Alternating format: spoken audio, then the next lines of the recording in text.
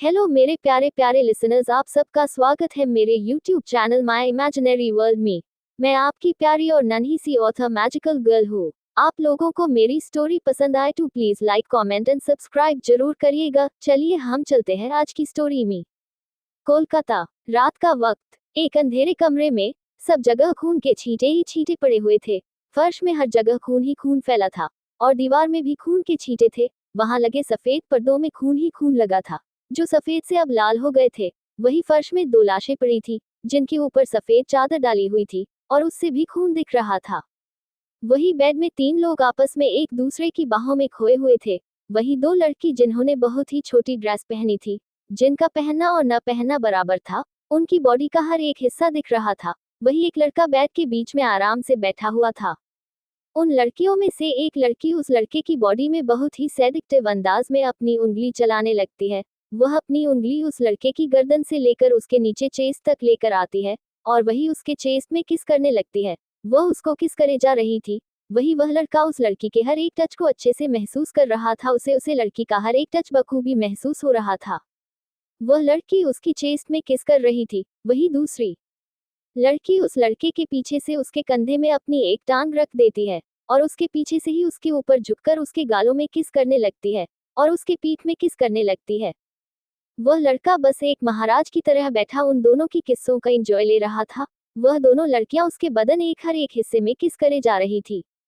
अब वह दोनों अपनी अपनी पोजीशन चेंज कर लेती है। पीछे वाली लड़की आगे आ जाती है और आगे वाली लड़की पीछे चली जाती है। आगे वाली लड़की उस लड़के कंधे में अपना पैर रखकर पूरा झुक जाती है, जिससे उसकी क्लीवेज साफ दिखाई दे रही थी। उसने बहुत ही छोटा सा टॉप पहना हुआ था। झुकने की वजह से उसकी खुली क्लीवेज उसे लड़के को साफ दिखाई दे रही थी। वह लड़का उस लड़की के टॉप को ऊपर से पकड़कर उसे एक झटके से अपने करीब कर लेता है और उसकी उस टॉप में ऊपर से ही उसकी क्लीवेज में हाथ डालकर अपनी अंगूठे को गोल गोल घुमाने लगता है, जिससे उस लड़की की हल्की सी आह निकल जाती है। आहे! वह लड़का उसकी टॉप में ही हाथ डाले उसके सीनों को दबाने लगता है। उस लड़की की आहें निकलने लगती है, क्योंकि वह लड़का बहुत ही कस के उसके सीनों को दबा रहा था। वही दूसरी लड़की उस लड़के के पीठ में किस किए जा रही थी। वह लड़का उस लड़की के टॉप के अंदर से हाथ निकालता है और उस लड़की को अपनी गोद में बैठा लेता है। वो उसके बालों को दूसरे साइड करके उसकी गर्दन में किस करने लगता है। वो उसको बाइट भी कर रहा था। जोर से काटने की वजह से उस लड़की की एक तेज चीख निकल जाती है। पीछे वाली लड़की हल्का डर जाती है। वह लड़का शांत मगर डरावनी आवाज में बोलता है, तुमसे रुकने को नहीं बोला है, अपना काम करो। वह लड़की दोबारा से उस लड़के के गले में अपनी बाहें डालकर उसकी पीठ और गर्दन में किस कर रही थी और उसकी पूरी बॉडी में हाथ चला रही थी। वही वह लड़का अपनी गोद में बैठी लड़की की बॉडी में हाथ चला रहा था और उस लड़की के पैरों में भी हाथ चल रहा था। धीरे धीरे वो अपने हाथ उस लड़की के पैरों के ऊपर ला रहा था। वो उस लड़की की मिनी स्कर्ट में अपने हाथों को डाल देता है और उसके मिड एरिया को सहलाने लगता है। वह लड़की अपनी बाहें पीछे करके उस लड़के की गर्दन में फंसा लेती है और अपने सर को उस लड़के के कंधे में रखकर गहरी आहें भरने लगती है। वह लड़का अपनी गोद में बैठी लड़की के टॉप का जिप खोल देता है, जिससे उस लड़की का टॉप पूरा खुल जाता है। अब उसकी खुली पीठ उस लड़के के सामने थी। वो लड़का अपने होठों को उस लड़की की पूरी पीठ में चलाने लगता है और अपनी बाहों से उस लड़की के सीनों को जकड़कर कस के उसके सीनों को दबाने लगता है। वो लड़का उस लड़की के हाथों को ऊपर करके एक झटके में उसके टॉप को उसके बदन से अलग कर देता है और उसकी स्कर्ट को भी उसके पैरों से अलग कर देता है। अब वह लड़की सिर्फ रेड कलर के इनवियर में उस लड़के के सामने थी। वह लड़का उस लड़की के पेट में किस करने लगता है। वह कभी उसे किस कर रहा था तो कभी बाइट कर रहा था, जिससे उस लड़की की चीख पूरे कमरे में गूंज रही थी। वह लड़का उस लड़की को खुद से दूर करता है और अपने पीछे वाली लड़की को घसीट कर अपनी गोद में बैठा लेता है। उस लड़की ने भी छोटा सा टॉप पहना था, जो सिर्फ उसके सीनों को छुपा रहा था, और मिनी स्कर्ट जो सिर्फ 5 इंच की थी, जो उसने पहनी हुई थी। वह लड़का उस लड़की के पूरे बदन में अपने हाथ चलाने लगता है। वह उस लड़की के टॉप के नीचे से अपना हाथ उसके टॉप के अंदर डालता है और धीरे धीरे उसके सीनों को सहलाने लगता है और एकदम से उसके सीने को कस के दबा देता है। वो एक हाथ से अंदर से और एक हाथ से बाहर से कस के उसके सीनों को दबा रहा था, जिससे उस लड़की की चीखें निकल रही थी। वही दूसरी लड़की तो उस लड़के को किस करने में लगी थी। वो उसके पूरी बॉडी में किस कर रही थी। वो कभी उसको पीछे पीठ में किस करती तो कभी उसकी गर्दन में किस करती। ऐसे ही कॉलर बोन में सब जगह किस कर रही थी और काट भी रही थी, लेकिन उस दर्द का एहसास उस लड़के को बिल्कुल भी नहीं हो रहा था। वही वह लड़का कस कस के उस लड़की के सीनों को दबा रहा था। वह एक हाथ उसकी टॉप के अंदर डाले था, तो दूसरा हाथ उसके टॉप के ऊपर से उसके दोनों सीनों को कस के दबाए जा रहा था, जिससे उस लड़की की आहें उस पूरे कमरे में गूंज रही थी। वह लड़का उसकी टॉप के ऊपर से अपना एक हाथ हटा लेता है, लेकिन उसका दूसरा हाथ अभी भी उस लड़की की टॉप के अंदर ही था। वह लड़का अपने हाथों को उसके पैरों में चलाने लगता है। उसके होंठ उस लड़की के गर्दन और कॉलर बोन में लगातार चल रहे थे। वो लड़की अपने नाखून उस लड़के को गर्दन में धंसा रही थी। वो लड़का उसकी उस मिनी स्कर्ट के अंदर हाथ डाल देता है। वो एक ही झटके में उसकी स्कर्ट को फाड़ देता है और उसके बदन से अलग कर देता है। अब वह अपना हाथ उसकी मिड एरिया में रखकर हल्का हल्का उन्हें सहला रहा था। एक हाथ से वह उसके सीने को सहला रहा था, तो दूसरे हाथ से उसके सीनों को सहला रहा था। वह लड़की गहरी आहें भर रही थी। वह लड़का उस लड़की के मिड पार्ट को कस के दबा देता है, जिससे उस लड़की की तेज चीख निकल जाती है और पूरे कमरे में गूंज जाती है। वह लड़की दर्द से तड़प रही थी, क्योंकि उस लड़के ने बहुत कस के उसके मिड पार्ट को दबाया था। वह लड़का उसकी टॉप को उसके बदन से अलग कर देता है। उसे लड़के के बदन में तो पहले ही कपड़े नहीं थे, सिवाय उसके जॉगर्स के। अब वह उन लड़कियों के इनरवियर्स को भी उनके बदन से अलग कर देता है। उन लड़कियों के बेलीबास बदन उस लड़के के सामने थे, जिन्हें वह अपनी हवस भरी नजरों से देख रहा था। वह दोनों को एकदम से बेड में धकेल देता है और खुद उनके ऊपर आ जाता है। वह कभी एक लड़की को किस करता है तो कभी दूसरी लड़की को किस करता। वो एक लड़की के सीनों को अपने मुंह में भरकर शक कर रहा था, तो दूसरी लड़की के सीनों को अपने हाथों से दबा रहा था, जिससे दोनों की ही चीखें उस पूरे कमरे में गूंज रही थी, जिससे उस लड़के के चेहरे में डेविल स्माइल आ जाती है। वह अब कस कस के उस लड़की के सीने को शक कर रहा था, तो दूसरे लड़की के सीने को कस के दबा रहा था। अब वह अपनी पोजीशन चेंज कर लेता है और दूसरी लड़की के एक सीने को अपने मुंह में भरकर शक करने लगता है, और दूसरी लड़की के दोनों सीनों को अपने एक ही हाथ में भरकर दबाने लगता है। वह उस लड़की के सीने को सक करने के साथ साथ बाइट भी कर रहा था, जिससे उसकी चीज उस पूरे अंधेरे कमरे में गूंज रही थी। वो बहुत ज्यादा वाइल्ड हो रहा था। वह एक लड़की के गर्दन से होता हुआ उसके पेट तक आता है और उसके पेट में किस करने लगता है। वो उसकी नाभि में एक उंगली डालकर घूमने लगता है, जिससे उस लड़की को दर्द हो रहा था। वो अपने दांतों से अपनी जीभ दबा लेती है, जिससे उसकी चीख बाहर ना निकले। अब वो लड़का उस लड़की की नाभि में किस करने लगता है और बाइट भी कर लेता है, जिससे उसकी नाभि के आसपास की जगह लाल पड़ जाती है और हल्का खून भी निकलने लगता है। वो लड़का उस लड़की को छोड़कर बैठ जाता है और अपनी हवस भरी नजरों से उन दोनों लड़कियों को देखने लगता है। फिर वह एक लड़की के ऊपर आ जाता है और उसकी गर्दन में किस करने लगता है। वहीं दूसरी लड़की भी उस लड़के के ऊपर आ गई थी। अब वो लोग बिल्कुल एक सैंडविच की तरह लग रहे थे। जैसे नीचे ब्रेड होता है, ऊपर सैंडविच में लगाने के लिए पत्ता गोभी लगाते हैं, फिर टमाटर प्याज लगाते हैं, फिर उसके ऊपर ब्रेड लगा देते हैं। वैसे ही सैंडविच की तरह ही एक लड़की सबसे नीचे थी। वह लड़का उसके ऊपर था और दूसरी लड़की उस लड़के के ऊपर थी। वह लड़का उस लड़की की पूरी बॉडी में किस कर रहा था और जगह जगह काट भी रहा था। वही वह दूसरी लड़की भी उस लड़के की पूरी बॉडी में किस कर रही थी और जगह जगह काट रही थी। तीनों की गहरी सांस उस पूरे कमरे में गूंज रही थी। गहरी सांसों और चीखों के अलावा उस कमरे में और कोई आवाज नहीं सुनाई दे रही थी। तीनों के बदन आपस में उलझे हुए थे। वह लड़का अपने ऊपर वाली लड़की को उठाकर उस लड़की के बगल में लेटा देता है और खुद उठकर दोनों के ऊपर बैठ जाता है। वह लड़का इतना भारी था, जिससे वह दोनों लड़कियां उसका वजन बर्दाश्त नहीं कर पा रही थी, फिर भी उन्हें उसका वजन बर्दाश्त करना पड़ रहा था। वह लड़का उन दोनों लड़कियों को देखते हुए बोलता है, I want to feel both of you babies. इतना बोलकर वो एक लड़की की गर्दन में झुककर उसे किस करने लगता है और खुद को उसकी तरफ पूरी तरह से झुकाता है, जिससे उस लड़की की एक तेज चीख उस पूरे कमरे में गूंज जाती है। बगल में लेटी लड़की अपने साथ वाली लड़की की हालत देखकर घबरा जाती है। वह लड़का उस लड़की के साथ बहुत ज्यादा वाइल्ड हो रहा था और कस कस के अपनी कमर को हिला रहा था। वह एक झटके में उस लड़की से दूर होता है, जिससे एक बार फिर उस लड़की की चीख पूरे कमरे में गूंज जाती है। वह लड़का अपनी गर्दन टेढ़ी करके उस लड़की के बगल में लेटी लड़की को एक नजर ऊपर से लेकर नीचे तक देखता है। उसने ऊपर ना ही कोई कपड़ा था और न ही कोई चादर थी। वो उस लड़की के ऊपर आ जाता है और उसको जगह जगह किस और बाइट करने लगता है। वह उस लड़की के पैरों में किस कर रहा था। वो पैरों से होता हुआ उसके पेट तक आता है और वहां किस करने लगता है। उसकी नजर उस लड़की के मिडपार्ट पर पड़ती है। उस लड़के की नजरों को अपने मिडपार्ट पर देखकर उस लड़की की हालत खराब हो जाती है, क्योंकि अभी ही उसने अपने साथ वाली लड़की की हालत देखी थी। वह लड़का उस लड़की के मिडपार्ट को सहलाते हुए बोलता है, I like this, I want this. इतना बोलकर वो उस लड़की के मिड पार्ट में हल्का किस करता है और उसके ऊपर पूरी तरीके से झुक जाता है, जिससे उस लड़की की भी चीख पूरे कमरे में गूंजने लगती है। वो लड़का डेविल स्माइल के साथ बोलता है, हमें ये चीखें बहुत पसंद है। तभी उस लड़के का फोन बजने लगता है। वह बिना देखे ही थोड़ा आगे होकर अपने फोन को बंद कर देता है, जिससे उस लड़की को बहुत दर्द होता है। वो लड़का दोबारा अपना काम करने लगता है। वह पलटकर उस लड़की को अपने ऊपर बैठा लेता है और उसे कुछ इशारा करता है। उस लड़के के इशारे को पाकर वह लड़की अपनी कमर को हिलाने लगती है और मौन करने लगती है।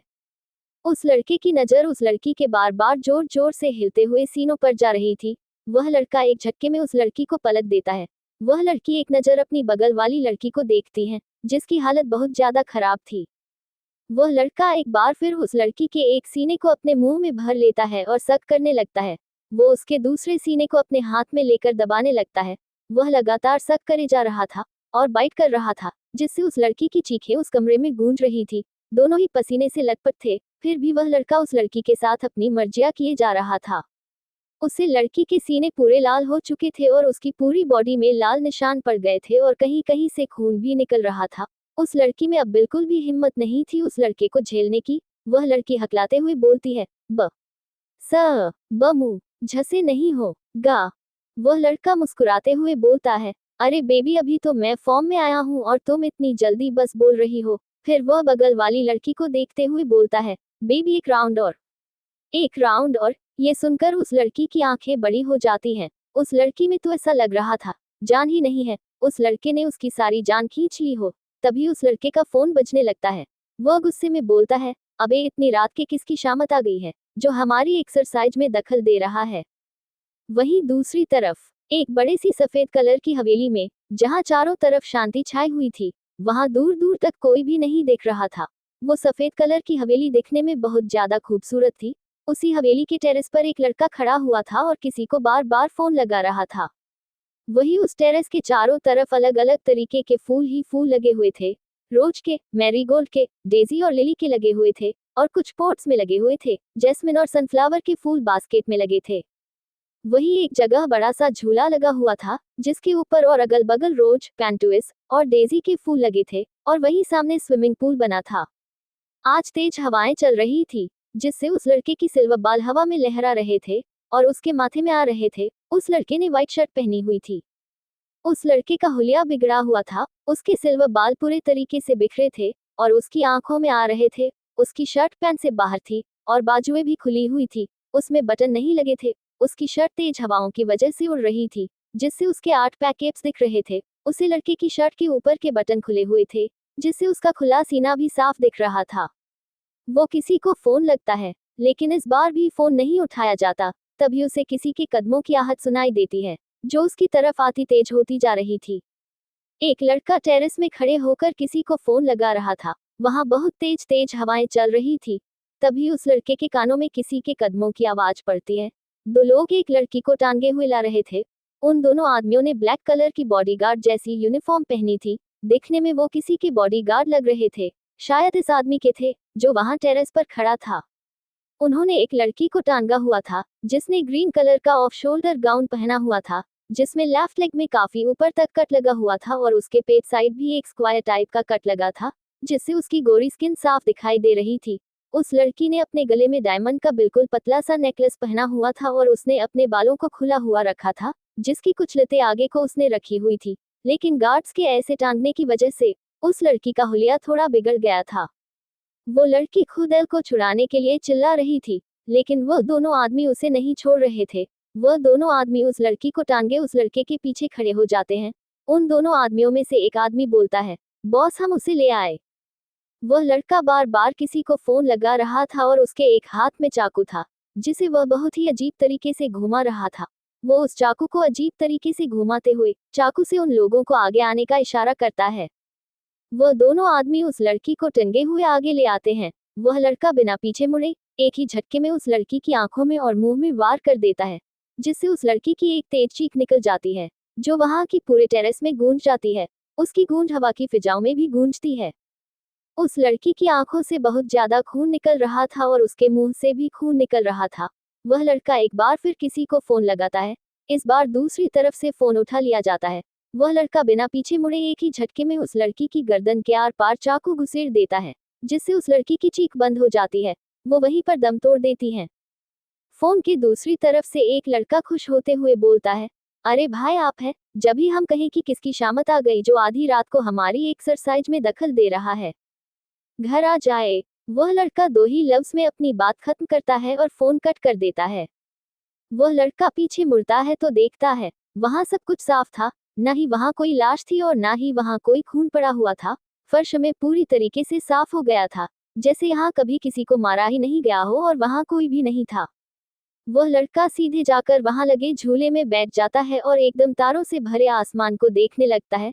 पूरे आसमान में चांद की चांदनी फैली हुई थी, जिसकी पूरी परछाई स्विमिंग पूल के पानी में पड़ रही थी। उस लड़के की आंखें कुछ खाली सी थी, कुछ तो था उसकी आंखों में जो बहुत अधूरा सा था।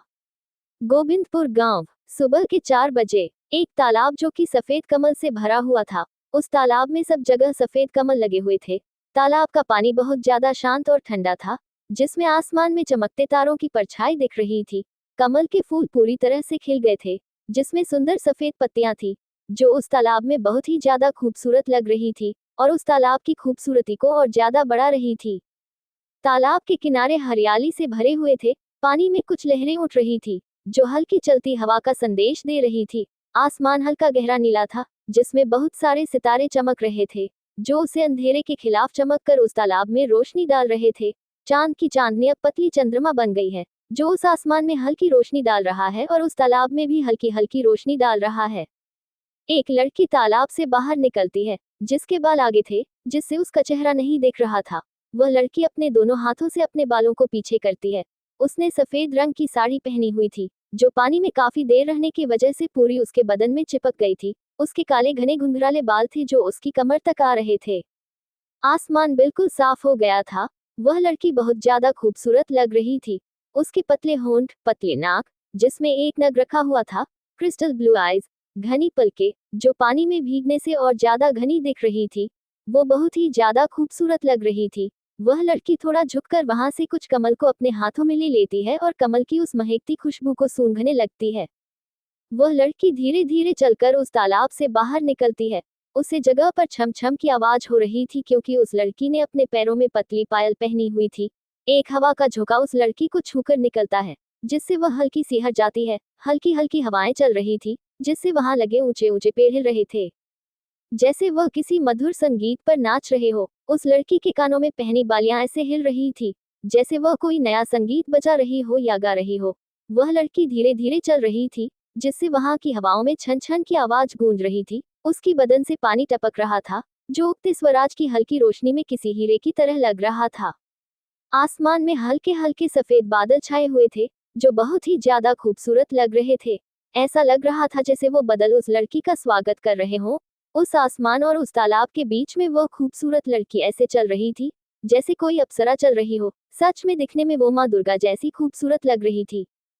सारे पेड़ पौधे उसके पायल की छन छन की आवाज से लहलहा रहे थे। वह लड़की अपने हाथों में लिए सफेद कमल के फूलों को अपने सामने खड़े बच्चों को एक एक करके सबको दे देती है। वह आखिरी में आखिरी बचा कमल का फूल एक छोटे से प्यार से बच्चे को देती है। वह लड़का अपने हाथों से उस लड़की को झुकने का इशारा करता है। उस बच्चे का इशारे समझकर वह लड़की झुककर अपने घुटनों के बल बैठ जाती है। वह बच्चा अपने पंजों के बल से थोड़ा सा खड़ा होकर उस लड़की के गाल में किस कर लेता है, जिससे वह लड़की मुस्कुरा देती है। वो बच्चा बहुत छोटा था, उस लड़की के बैठने पर भी वो उसके गाल तो नहीं पहुंच पा रहा था। वह लड़की मुस्कुराते हुए वहां से चली जाती है और थोड़ी ही देर में अपने घर पहुंच जाती है। तभी उसे अपने कानों में किसी की आवाज सुनाई देती है, अर्चू अर्चू बेटा, कहाँ लगा दी आज इतनी देर? जाओ जाकर जल्दी से तैयार हो जाओ, कॉलेज भी तो जाना है ना। वो लड़की जिसका नाम अर्चना है, वो आगे आकर अपनी माँ को जैसे ही गले लगाने को होती है, उसकी माँ उसे हाथ दिखाकर दूर रहने को बोलती है। दूर रहो, गीली हो तुम, पहले जाकर कपड़े बदलो और सीधे कॉलेज जाना है, इसलिए जाओ जल्दी से, देर हो रही है तुम्हें। वो उसे हल्का सा डांटती है। अर्चना मुस्कुराकर अपनी माँ के गले में अपनी बाहें डाल देती है और उनके गाल में हल्की सी किस करके वहां से भाग जाती है। मीनाक्षी जी, अर्चना की माँ उसके इस हरकत पर हल्का सा मुस्कुरा देती है और अपने हाथ से अपने कपड़ों को झिटकारते हुए बोलती हैं, ये लड़की कभी नहीं सुधर सकती, रोज सुबह आकर मेरे कपड़े गीले करती ही है। यह मेरा सबसे पसंदीदा काम है माँ। अर्चना अपने कमरे से ही आवाज लगाती है। उनका घर कुछ ज्यादा बड़ा नहीं था, छोटा सा घर था, जिसमें 2 फ्लोर थे और दोनों ही फ्लोर में सिर्फ एक एक कमरा था। वहीं नीचे एक किचन बना हुआ था और ऊपर कमरे के बाहर एक छोटी सी बालकनी बनी हुई थी, जिसमें फूलदान में फूल लगे हुए थे, गुलाब और चमेली के फूल बास्केट में भी लटके हुए थे। वह बालकनी छोटी जरूर थी लेकिन बहुत ही ज्यादा खूबसूरत थी। वह घर देखने में भी छोटा मगर बहुत खूबसूरत लग रहा था। वह लड़की अपने कमरे से आवाज लगाती है, मामा। मीनाक्षी जी आवाज लगाते हुए बोलती हैं, हाँ हाँ बाबा आ रही हूँ। वो वहां रखे एक कपड़े से अपने हाथों को पोंछती है और सीधा अर्चना के कमरे की तरफ चली जाती है। जैसे ही अर्चना के कमरे में पहुंचती है, अर्चना उन्हें देखते हुए बोलती है, माँ जल्दी से बाल बना दो ना, मुझे कॉलेज भी जाना है, मुझे देरी हो रही है। मीनाक्षी जी बेड में बैठ जाती है। अर्चना वही नीचे फर्श पर बैठ जाती है। मीनाक्षी जी उसके काले घुंघराले लंबे बालों के चोटी बनाने लगती है। उसकी चोटी इतनी बड़ी थी कि वह अभी भी कमर पर आ रही थी। अर्चना जल्दी से खड़ी हो जाती है। उसने हरे रंग की बनारसी साड़ी पहनी हुई थी, जिसमें गोल्डन कलर का बॉर्डर था।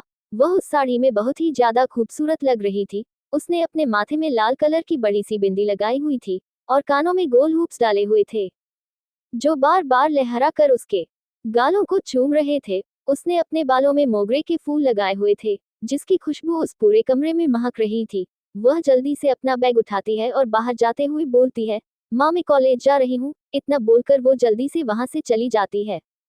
कोलकाता। एक बड़ी सी सफेद रंग की हवेली, जो दिखने में बाहर से बहुत ही ज्यादा खूबसूरत लग रही थी। इस हवेली के बाहर नेम प्लेट में बड़े बड़े और सुनहरे अक्षरों से ठाकुर हवेली लिखा हुआ था।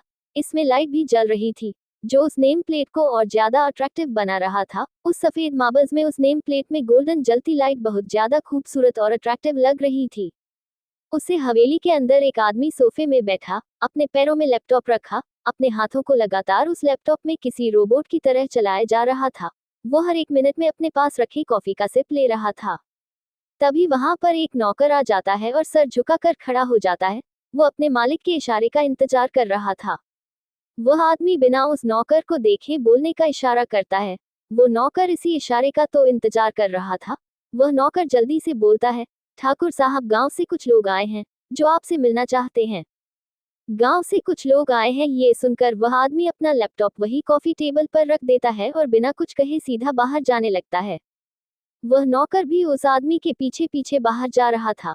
वह आदमी उस बड़े सी सफेद रंग की हवेली से निकलकर बाहर आता है, जहां गोल आकार में स्विमिंग पूल बना हुआ था। वह उस स्विमिंग पूल से साइड से होता हुआ बाहर गार्डन की तरफ आता है, जहां कुछ लोग उस गार्डन में बैठे हुए थे। वह आदमी जाकर वहां रखी कुर्सी में अपने एक पैर के ऊपर दूसरा पैर रख के बैठ जाता है और वह नौकर उसके ऊपर छाता लगा देता है, जिससे वहां की धूप उस आदमी पर ना पड़े। वहीं नीचे जमीन पर 3 आदमी और एक लड़की बैठे हुए थे। उनमें से एक आदमी अपना हाथ जोड़कर उस आदमी के सामने बोलता है, ठाकुर साहब हमने बहुत सुना है कि रेदांश ठाकुर के शरण में सबको इंसाफ मिलता है, हमें भी इंसाफ चाहिए ठाकुर साहब। रेदांश ठाकुर दिखने में बहुत ज्यादा हैंडसम, सिल्वर बालों वाला शख्स। उसके सिल्वर बाल उसकी गर्दन तक आ रहे थे, जिसकी आंखें ग्रे और गोल्डन कलर के कॉम्बिनेशन की थी। उसके जबड़े कसे हुए, चेहरे में तेज ऐसा जिससे कोई भी आकर्षित हो जाए। उसके चेहरे को देखकर ऐसा लग रहा था जैसे वो भी मुस्कुराता ही नहीं। उसके चेहरे में न दाढ़ी थी, न ही मूछें। वो गोरा चिट्टा क्लीन चिट वाला ठाकुर था। वो दिखने में बहुत ज्यादा हैंडसम और सेक्सी बंदा था। रेदांश ठाकुर अपनी रौबदार आवाज में बोलता है, किस चीज का इंसाफ चाहिए? वो चांद अल्फाज में अपनी बात पूरी कर देता है। वो आदमी अपने बगल में बैठी लड़की की तरफ इशारा करते हुए बोलता है, ठाकुर साहब दूसरे गांव के जमींदार ने मेरी बेटी का बलात्कार किया है। जेड उनकी आंखों में आंसू आ जाते हैं और वहां बैठे अभी लोगों की आंखों में आंसू आ जाते हैं। वो लड़की तो बहुत ज्यादा रो रही थी। वह आदमी रेदांश ठाकुर के पैरों में गिरकर बोलता है, ठाकुर साहब हमें इंसाफ चाहिए, हमें अपनी बच्ची के लिए इंसाफ चाहिए ठाकुर साहब।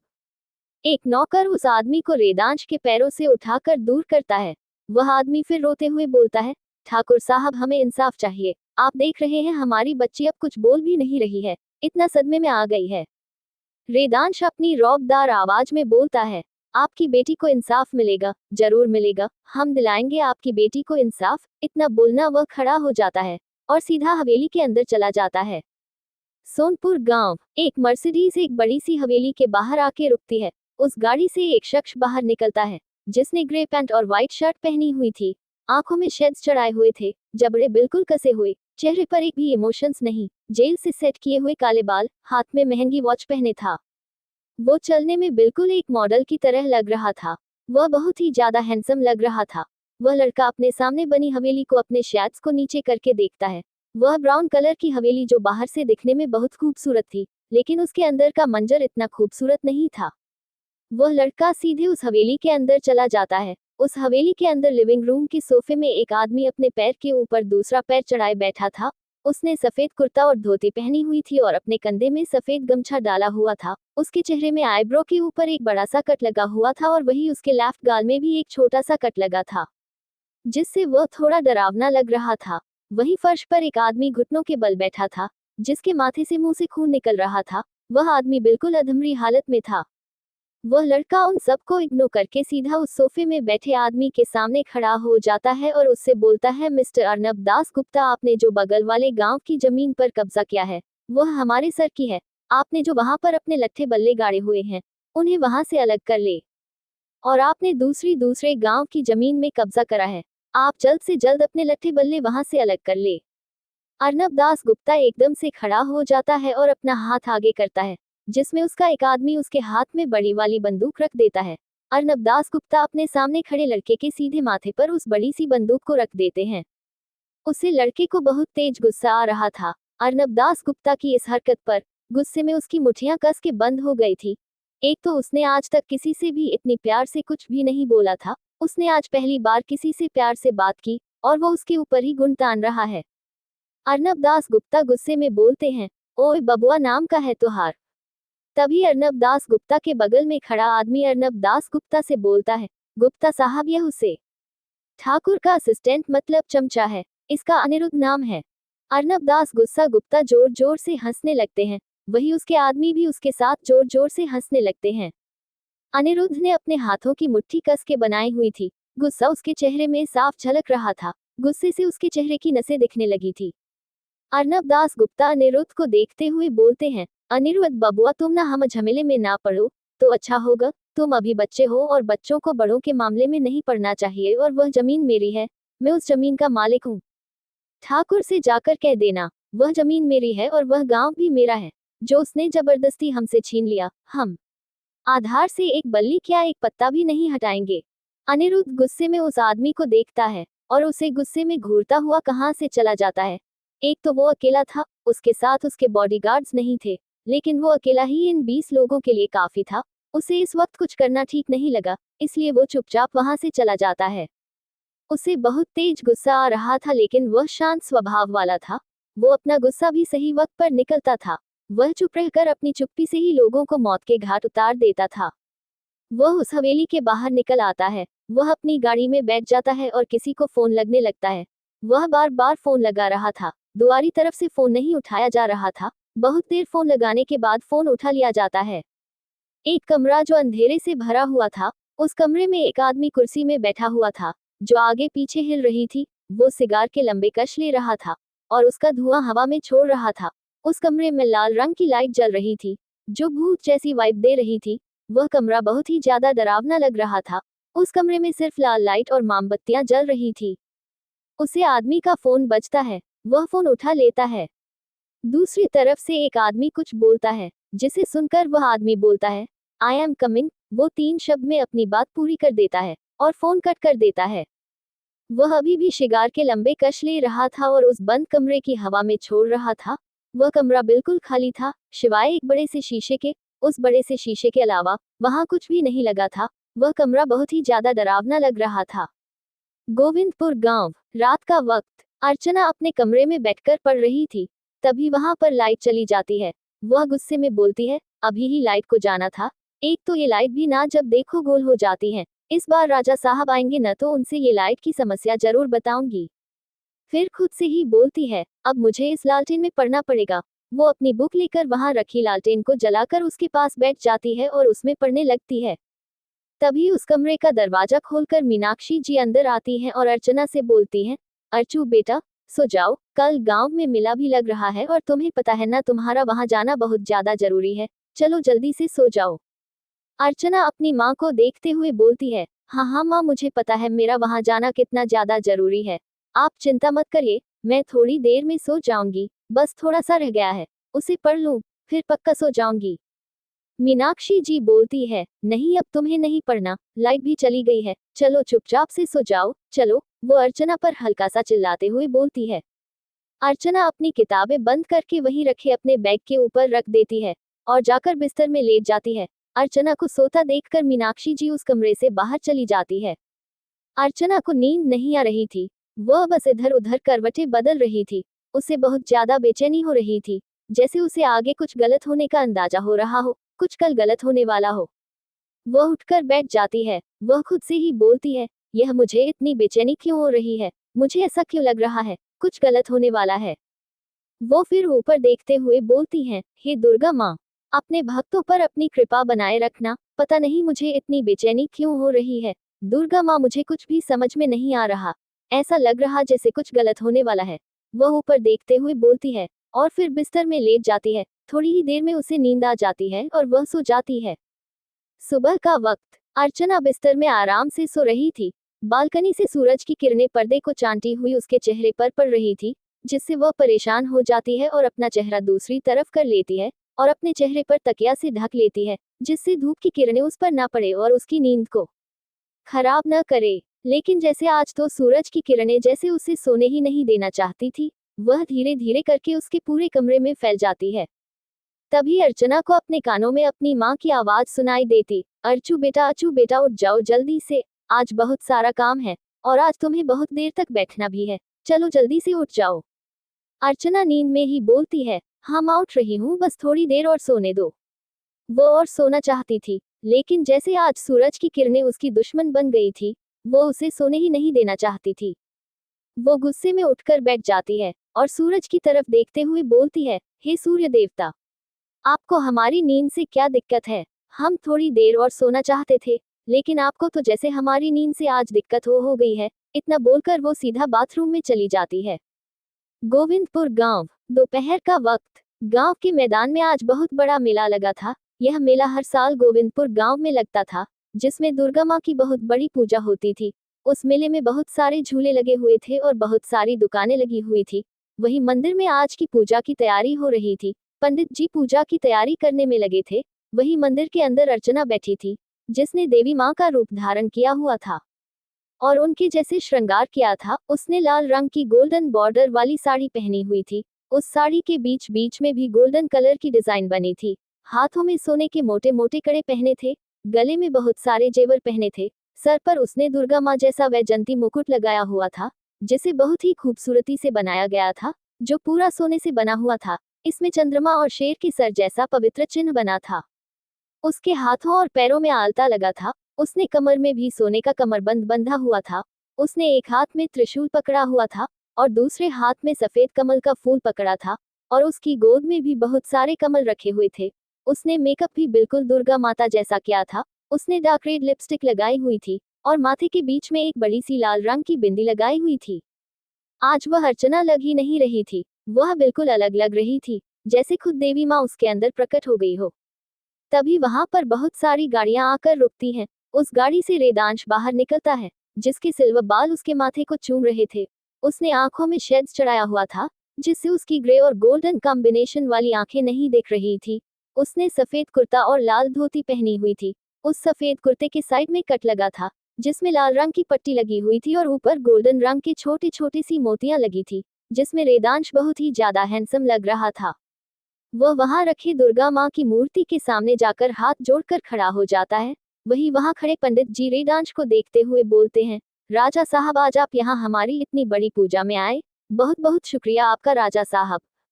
फिर वह अर्चना की तरफ देखते हुए बोलते हैं, अर्चना बेटा राजा साहब के तिलक कर दो। अर्चना अपनी गर्दन हाँ में दिला देती है। रेदांश अपना सर थोड़ा नीचे झुका लेता है। अर्चना अपना हाथ उठाकर रेदांश के तिलक कर देती है। उन लोगों को पता चल गया था कि आज रेदांश मंदिर आने वाला है। पंडित जी ने पहले ही अर्चना से रेदांश का तिलक करने के लिए बोल दिया था और आज की पूजा भी दोनों को साथ में करनी थी।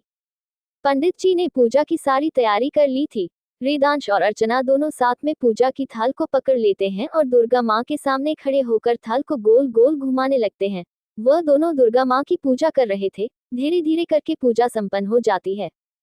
वही बाहर मेला बहुत ही जोरों शोरों से चल रहा था। वहां बहुत ज्यादा भीड़ थी और बाकी सभी अब मंदिर से बाहर निकल आए थे। बाहर बिजली वाले झूले में बच्चे झूल रहे थे। उन सबको देखकर अर्चना के चेहरे में एक प्यारी सी मुस्कुराहट तैर जाती है। वो उन सबको मुस्कुराते हुए देख रही थी। तभी वहां पर एकदम से ब्लास्ट होता है। सब लोग डर जाते हैं। किसी को कुछ भी नहीं समझ में आ रहा था, ये ब्लास्ट कहाँ से हुआ। एक दुकान में आग लग जाती है। वहीं अब धीरे धीरे करके ब्लास्ट बढ़ते जा रहे थे। वहां पर जगह जगह आग लग रही थी। लोगों में अफरा तफरी मच गई थी।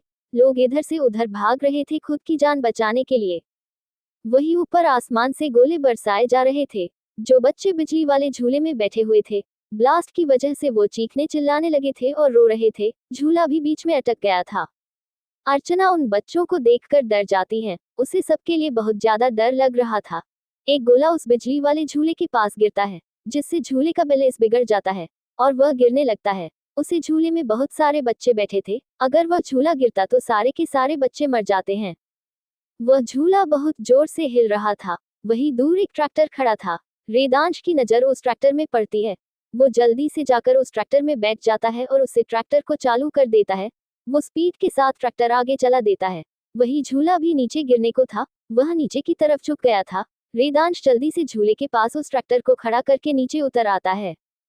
वह झूला एक झटके में नीचे गिर जाता है, लेकिन जमीन पर नहीं गिरा था।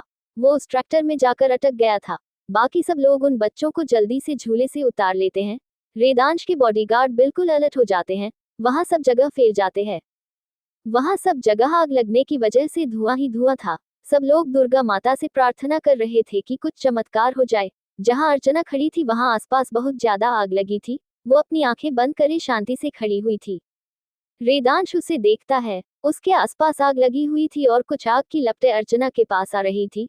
वेदांश उसे वहां से जाने के लिए बोल रहा था, लेकिन जैसे अर्चना को तो कुछ सुनाई ही नहीं दे रहा था। वह बस अपनी आंखें बंद करे शांति से खड़ी हुई थी। उसके हाथ लगातार हिल रहे थे, जैसे वो कुछ पढ़ रही हो, कोई मंत्र या फिर कुछ और। वो सीधी खड़ी रहती है। वेदांश जैसे ही उसे वहां से दूर करने के लिए उसका हाथ पकड़ता है, तभी वहां अचानक से बारिश होने लगती है। अर्चना अब अपनी आंखें खोलकर देखती है। आग धीरे धीरे करके बुझ रही थी। अर्चना के चेहरे में मुस्कुराहट फैल जाती है। वो मुस्कुराने लगती है। तभी वहां खड़े जितने लोग थे जोर जोर से बोलने लगते हैं, दुर्गा माँ ने हमें बचा लिया, दुर्गा माँ ने हमें बचा लिया। वह सब अर्चना को देखते हुए बोल रहे थे। उन सब का मानना था कि अर्चना के अंदर दुर्गा माँ आती है, और जब भी उसके अंदर दुर्गा माँ आती थी, सब लोग उनसे अपनी परेशानियां और अपनी इच्छाएं बताते थे। वेदांश बस उन लोगों को देख रहा था। अब उसने नजर उठाकर अर्चना को देखा था, जिसकी पतली नाम पतले होंठ, जो लाल लिपस्टिक से सने थे। होंठ के बगल में एक छोटा सा तिल, हरी आंखें, घनी पलके, माथे के बीच में एक बड़ी सी लाल रंग की बिंदी। दिखने में वो बहुत ही ज्यादा खूबसूरत लग रही थी। बिल्कुल साक्षात दुर्गा माँ का अवतार लग रही थी वो। एक पल के लिए तो वेदांश की ग्रे और गोल्डन कॉम्बिनेशन वाली आंखें उन हरी आंखों में डूब गई थी। अगले ही पल वो वापस उन आंखों से बाहर आ जाता है। अर्चना जो वेदांश के बगल में ही खड़ी थी, वेदांत को देखते हुए बोलती है, राजा साहब, आज जाके हमें आपसे मिलने का मौका मिल हो गया। सच में आप हम सब के लिए भगवान हैं। आपने हम सब के लिए इतना कुछ किया है। आपका बहुत बहुत धन्यवाद राजा साहब। ये मेरा गांव है, इसमें धन्यवाद की क्या बात है। वो चांद लफ्जों में अपनी बात बोलकर वहां से अपने लंबे कदमों से अपनी गाड़ी में बैठकर चला जाता है। सोनपुर गांव, गुप्ता हवेली। उस ब्राउन कलर की हवेली के बाहर बहुत सारे काले कलर के कपड़े पहने गार्ड खड़े हुए थे, जिनकी शर्ट की जेब में चील का लोगो बना हुआ था। वही उस हवेली के अंदर अर्नब दास गुप्ता आराम से लिविंग रूम के सोफे में बैठे थे। उन्हें तो बाहर का होश भी नहीं था कि बाहर क्या हो रहा है। धीरे धीरे करके उस हवेली के जितने भी पहरेदार थे सारे गायब हो गए थे। वेदांश और उसका असिस्टेंट अनिरुद्ध दोनों ही उस हवेली के अंदर आ जाते हैं। वेदांश रॉब के साथ जाकर वहां रखे सोफे में एक पैर के ऊपर दूसरा पैर चढ़ाकर बैठ जाता है। उसने अब ब्लैक कलर का 3 पीस सूट पूर्ण हुआ था और अनिरुद्ध वेदांश के बगल में खड़ा हो जाता है। वह गुस्से से जाती आंखों से अर्नब दास गुप्ता को देख रहा था। वेदांश एक नजर अर्नब को देखता है, फिर अपनी कड़क आवाज में बोलता है, आपने हमारी जमीन पर कब्जा करा है, और जब हमारे असिस्टेंट ने आके आपसे इज्जत से बात करी तो आपको वो बात पसंद नहीं आई। ऊपर से उसे ही धमकी दी और उस पर वार करने की कोशिश की आपने। लगता आप लोग इस बेइज्जती के भूखे हैं। इज्जत तो आप लोगों को रास ही नहीं आती, और आपको बलात्कारी बेटा कहाँ है, जरा उसको बुलाए, उससे भी हिसाब लेना है। हमारे गांव की लड़की का बलात्कार करके वह आराम से अपने आलीशान घर में रह रहा है। अर्नब दास गुप्ता गुस्से में खड़े होकर बोलते हैं, ठाकुर, हमारे बेटे के ऊपर झूठे इल्जाम लगा रहे हो तुम। हमारे बेटे ने ऐसा कोई भी घिनौना काम नहीं करा है, समझे? वो गुस्से में बोलते हैं। आवाज नीचे। हमें खुद से ऊंची आवाज वाले लोग बिल्कुल पसंद नहीं है, वेदांश दांत पीसते हुए बोलता है। तभी कुछ लोग एक लड़के को घसीटते हुए सीढ़ियों से नीचे लेकर आते हैं और वेदांश के पैर के पास पटक देते हैं। उन लोगों ने भी ब्लैक कलर का बॉडीगार्ड वाले कपड़े पहने हुए थे। उनकी भी शर्ट पर चील का निशान था। वह लोग जाकर अनिरुद्ध के पीछे खड़े हो जाते हैं। वेदांश उस लड़के के हाथ में अपना जूता मसलता है और उसके बालों को कस के पकड़कर ऊपर एक झटके में करता है। इस झटके से उस लड़के की गर्दन में मंच आ जाती है और वह दर्द से कराहने लगता है। अर्नब गुस्से में अपने दांत पीसते हुए बोलता है, तुम्हारी इतनी हिम्मत कि हमारे गांव की बेटी के साथ जबरदस्ती करो, उसका बलात्कार करो। तुम्हारी हिम्मत कैसे हुई हमारे गांव की लड़की के साथ ये सब करने की? उन्होंने इंसाफ मांगा है हमारे हवेली में आकर, तो उन्हें इंसाफ देना पड़ेगा ना। और वेदांश ठाकुर इंसाफ करता है, सबके साथ करता है, और वेदांश ठाकुर के इंसाफ का मतलब मौत है। कोलकाता, रात का वक्त, ताज बंगाल, रूम नंबर 209। वो पूरा कमरा अंधेरे से भरा हुआ था, सिर्फ वहां मोमबत्तियां की ही रोशनी थी। उस पूरे कमरे में सिर्फ और सिर्फ मोमबत्तियां ही जल रही थी और आसपास लाल गुलाब की पंखुड़ियां पड़ी थी। वही उस कमरे में किसी के चीखने की आवाज आ रही थी। मोमबत्तियां के उजाले में भी उन दोनों लोगों का चेहरा दिखाई नहीं दे रहा था। चीखें किसी लड़की की थी जो खुद को छुड़ाने के लिए बोल रही थी, लेकिन वो लड़का उस लड़की को छोड़ ही नहीं रहा था। वो उसके साथ अपनी मनमानियां किए जा रहा था। वह लड़की खुद को छोड़ने के लिए उस लड़के से लाख मिन्नतें कर रही थी, लेकिन वह लड़का उस लड़की को छोड़ ही नहीं रहा था। वह लड़का उसके गले में किस कर रहा था और साथ ही बाइट भी कर रहा था। वो धीरे धीरे उस लड़की की गर्दन से होता हुआ उसके कंधे तक पहुंच जाता है और उसके पल्लू को उसके कंधे से अलग कर देता है। वह लड़की अपने दोनों हाथों से अपने सीने को ढक लेती है। उस लड़की ने ऑफ शोल्डर एक डोरी वाला ब्लाउज पहना हुआ था। अगर उसकी डोरी खुल गई तो उसका बेदाग सीना उस लड़के के सामने होगा। वह लड़की बहुत ज्यादा डर रही थी। वह थोड़ा तेज आवाज में बोलती है, शौर्य प्लीज मुझे छोड़ दो। वो लड़का जो अभी उसकी क्लीवेज पर किस कर रहा था, उसका चेहरा पूरा डार्क पड़ गया था। वो अपनी नजर उठाकर ऊपर देखता है। उस लड़की के चेहरे में डर साफ नजर आ रहा था। वो उस लड़की के गालों को कस के दबाते हुए गुस्से में दांत पीसते हुए बोलता है, तुम्हारी इतनी औकात नहीं है कि तुम हमारा नाम लो। उसकी पकड़ उसके गालों में कश्ती ही जा रही थी, जिससे उस लड़की को अपने गालों में बहुत तेज दर्द महसूस हो रहा था। वह खुद को छुड़ाने की नाकाम कोशिश कर रही थी, लेकिन वह कहाँ दुबली पतली लड़की और कहाँ वो हट्टा कट्टा लड़का। वो भला कैसे खुद को उससे छुड़ा पाती? उस लड़की का चेहरा पूरा लाल हो गया था और उसके चेहरे में शौर्य की उंगलियों ने निशान छप गए थे। शौर्य एक झटके में उसके गालों को छोड़ देता है और दोबारा से उसकी गर्दन से उसके कंधे तक अपने होठों को चलाते हुए बोलता है, क्या कहा था हमने तुमसे? कौन है हम? उसकी आवाज बहुत ही ज्यादा डरावनी थी। वह डर के मारे अंदर तक कांप गई थी। वह डरते हुए बोलती है, हाँ हब्बी, प्लीज मुझे छोड़ दो, मुझे बहुत दर्द हो रहा है। कल रात में तुमने मुझे बहुत सारे जख्म दिए हैं, अभी तक वह जख्म नहीं भरे हैं। प्लीज मुझे छोड़ दो। वो लड़की उससे खुद को छुड़ाने की बहुत मेहनत कर रही थी, लेकिन वो खुद को छुड़ा नहीं पा रही थी। शौर्य उसके ऊपर आ उसके बालों की लतों को उसके कान के पीछे करते हुए, उसके गालों में अपने गाल रगड़ते हुए सॉफ्ट आवाज में बोलता है, ओ मेरी बेबी को दर्द हो रहा है।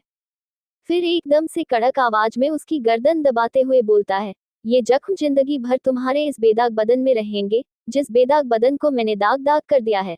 इस बदन में सिर्फ और सिर्फ मेरी ही छाप रहेगी, और जब तक मेरी मर्जी होगी तब तक मैं तुम्हें ये जख्म देता रहूंगा, समझी? उसने अभी भी उस लड़की का गला कस के दबाए हुआ था, जिससे उसको सांस लेने में प्रॉब्लम हो रही थी। उसका पूरा चेहरा लाल पड़ गया था। शौर्य उस लड़की का गला एक झटके में छोड़ देता है। वो लड़की सांस लेने के लिए बिन पानी की मछली की तरफ फड़फड़ाने लगती है। वो जल्दी जल्दी गहरी सांसें ले रही थी, जिससे उसका सीना बार बार ऊपर नीचे हो रहा था। शौर्य की नजर उस लड़की के ऊपर नीचे होते हुए सीने पर ठहर जाती है। वो उसके ब्लाउज के ऊपर से ही उसके सीने में दांत गड़ो देता है और हल्की हल्की किस करने लगता है। वो उसके ब्लाउज की डोरी एकदम से खोल देता है। उस लड़की की आंखें एकदम से बड़ी हो जाती हैं। वो कस के अपने सीने में हाथ रख लेती है। शौर्य उसके दोनों हाथों को अपने एक हाथ से पकड़कर उसकी सर के ऊपर बेड में धंसा देता है, जिससे वह लड़की अपने हाथों को बिल्कुल भी हिला नहीं पा रही थी। अब शौर्य के सामने उस लड़की का बेदाग सीन था, जिसे वह अपनी लिस्टी नजरों से देख रहा था। उसका एक हाथ उस लड़की की पूरी बॉडी में चल रहा था और वह उसके पूरे बदन में किस और बाइट किए जा रहा था, जिससे उस लड़की की चीख निकल रही थी। वो कभी उसकी कमर को सहलाता तो कभी उसके सीने को सहलाता, कभी उसके पैरों में अपने हाथ चलता तो कभी उसके पूरे बदन में अपना हाथ चलता, तो कभी उसके पूरे शरीर में किस और बाइट करता। शौर्य धीरे धीरे करके उस लड़की की साड़ी को भी खोल देता है और वहीं नीचे फर्श में भेज देते हैं। अब उसके हाथ उसे लड़की के पूरे बदन में एक बार फिर चलने लगते हैं। उस लड़की की चीखें और सिसकियां उस पूरे कमरे में गूंज रही थी। करीब 4 घंटे बाद वह लड़का उस लड़की को छोड़ता है। वह लड़की अब बिल्कुल बेजान सी उस बेड में लेटी थी।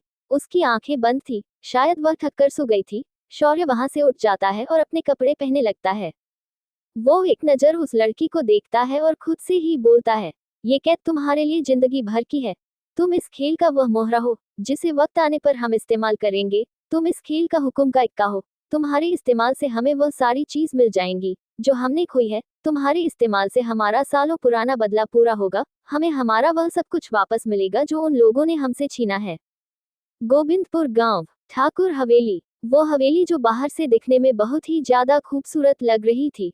वहां बहुत सारे मोमबत्तियां जल रही थी, जिनके उजाले में वह हवेली जगमगा रही थी। उस हवेली के अंदर भी बहुत सारी मोमबत्तियां जल रही थी, जो वहां बने खंभों के इर्द गिर्द रखी थी, और कुछ लालटेन लटकी हुई थी। वह हवेली बाहर से दिखने में बहुत ही ज्यादा खूबसूरत थी। वही हवेली पर बहुत सारी नक्काशी की गई थी। वहां की कारीगरी बहुत पुरानी थी। वह हवेली बहुत ही ज्यादा पुरानी थी। उसके दरवाजे भी लकड़ी के लगे हुए थे। मोमबत्तियों के उजाले में वो और भी ज्यादा खूबसूरत दिख रही थी। वही हवेली के एक कमरे में एक आदमी एक कुर्सी में अपने पैर के ऊपर पैर रख के किसी राजा की तरह बैठा हुआ था। उस कमरे में बहुत ही ज्यादा अंधेरा था, जिससे वहां कुछ भी नहीं दिख रहा था। पूरे चांद की चांदनी उस कमरे की खिड़की के पर्दों को छाती हुई उस कमरे के अंदर आ रही थी। जो उस आदमी के चेहरे पर पड़ रही थी, उसकी वो ग्रे एंड गोल्डन कॉम्बिनेशन वाली आंखें चांद की रोशनी में चमक रही थी। उसका बेदाग चेहरा इस चांद की रोशनी में बिल्कुल ग्लोइंग दिख रहा था। उसकी आंखों के कोने हल्के हल्के लाल थे, जिससे वह बहुत ही ज्यादा डरावना लग रहा था। वहीं सामने एक लड़का घुटनों के बल बैठा था, जिसे बहुत ज्यादा मारा गया था, जिसके पूरे शरीर से खून ही खून बह रहा था। लेकिन वह लोग उसे आज ऐसे ही नहीं छोड़ने वाले थे। उस आदमी की आज मौत आनी ही थी, लेकिन बहुत सारा टॉर्चर करके। वो आदमी जो कुर्सी में बैठा था, वह कड़क आवाज में बोलता है, तुमने रेदांश ठाकुर से पंगा लिया है। रेदांश ठाकुर के आसपास सिर्फ मौत मंडराती है। उसे मौत से भी डर नहीं लगता, और तुमने उससे ही पंगा लिया। बहुत शौक है ना तुम्हें लड़कियों का रेप करने का। क्या हो जब वही सजा तुम्हें दी जाए? क्या हो जब वही चीज तुम्हारे साथ हो? तुम्हें भी तो पता चलना चाहिए, जब दर्द होता है तो कैसा महसूस होता है, जब किसी की आबरू लुटती है तो उसे कैसा लगता है। वो वहीं खड़े अपने असिस्टेंट से बोलता है, अनिरुद्ध इसे उसी कमरे में ले जाओ और 4-5 लड़के उस कमरे में भेज दो। अनिरुद्ध अपना सर हाँ में हिला देता है और उन बॉडीगार्ड्स को कुछ इशारा करता है। वह बॉडीगार्ड अनिरुद्ध का इशारा समझकर उस लड़के को टांग लेते हैं। वह लड़का कोई और नहीं अर्नब दास गुप्ता का बेटा था।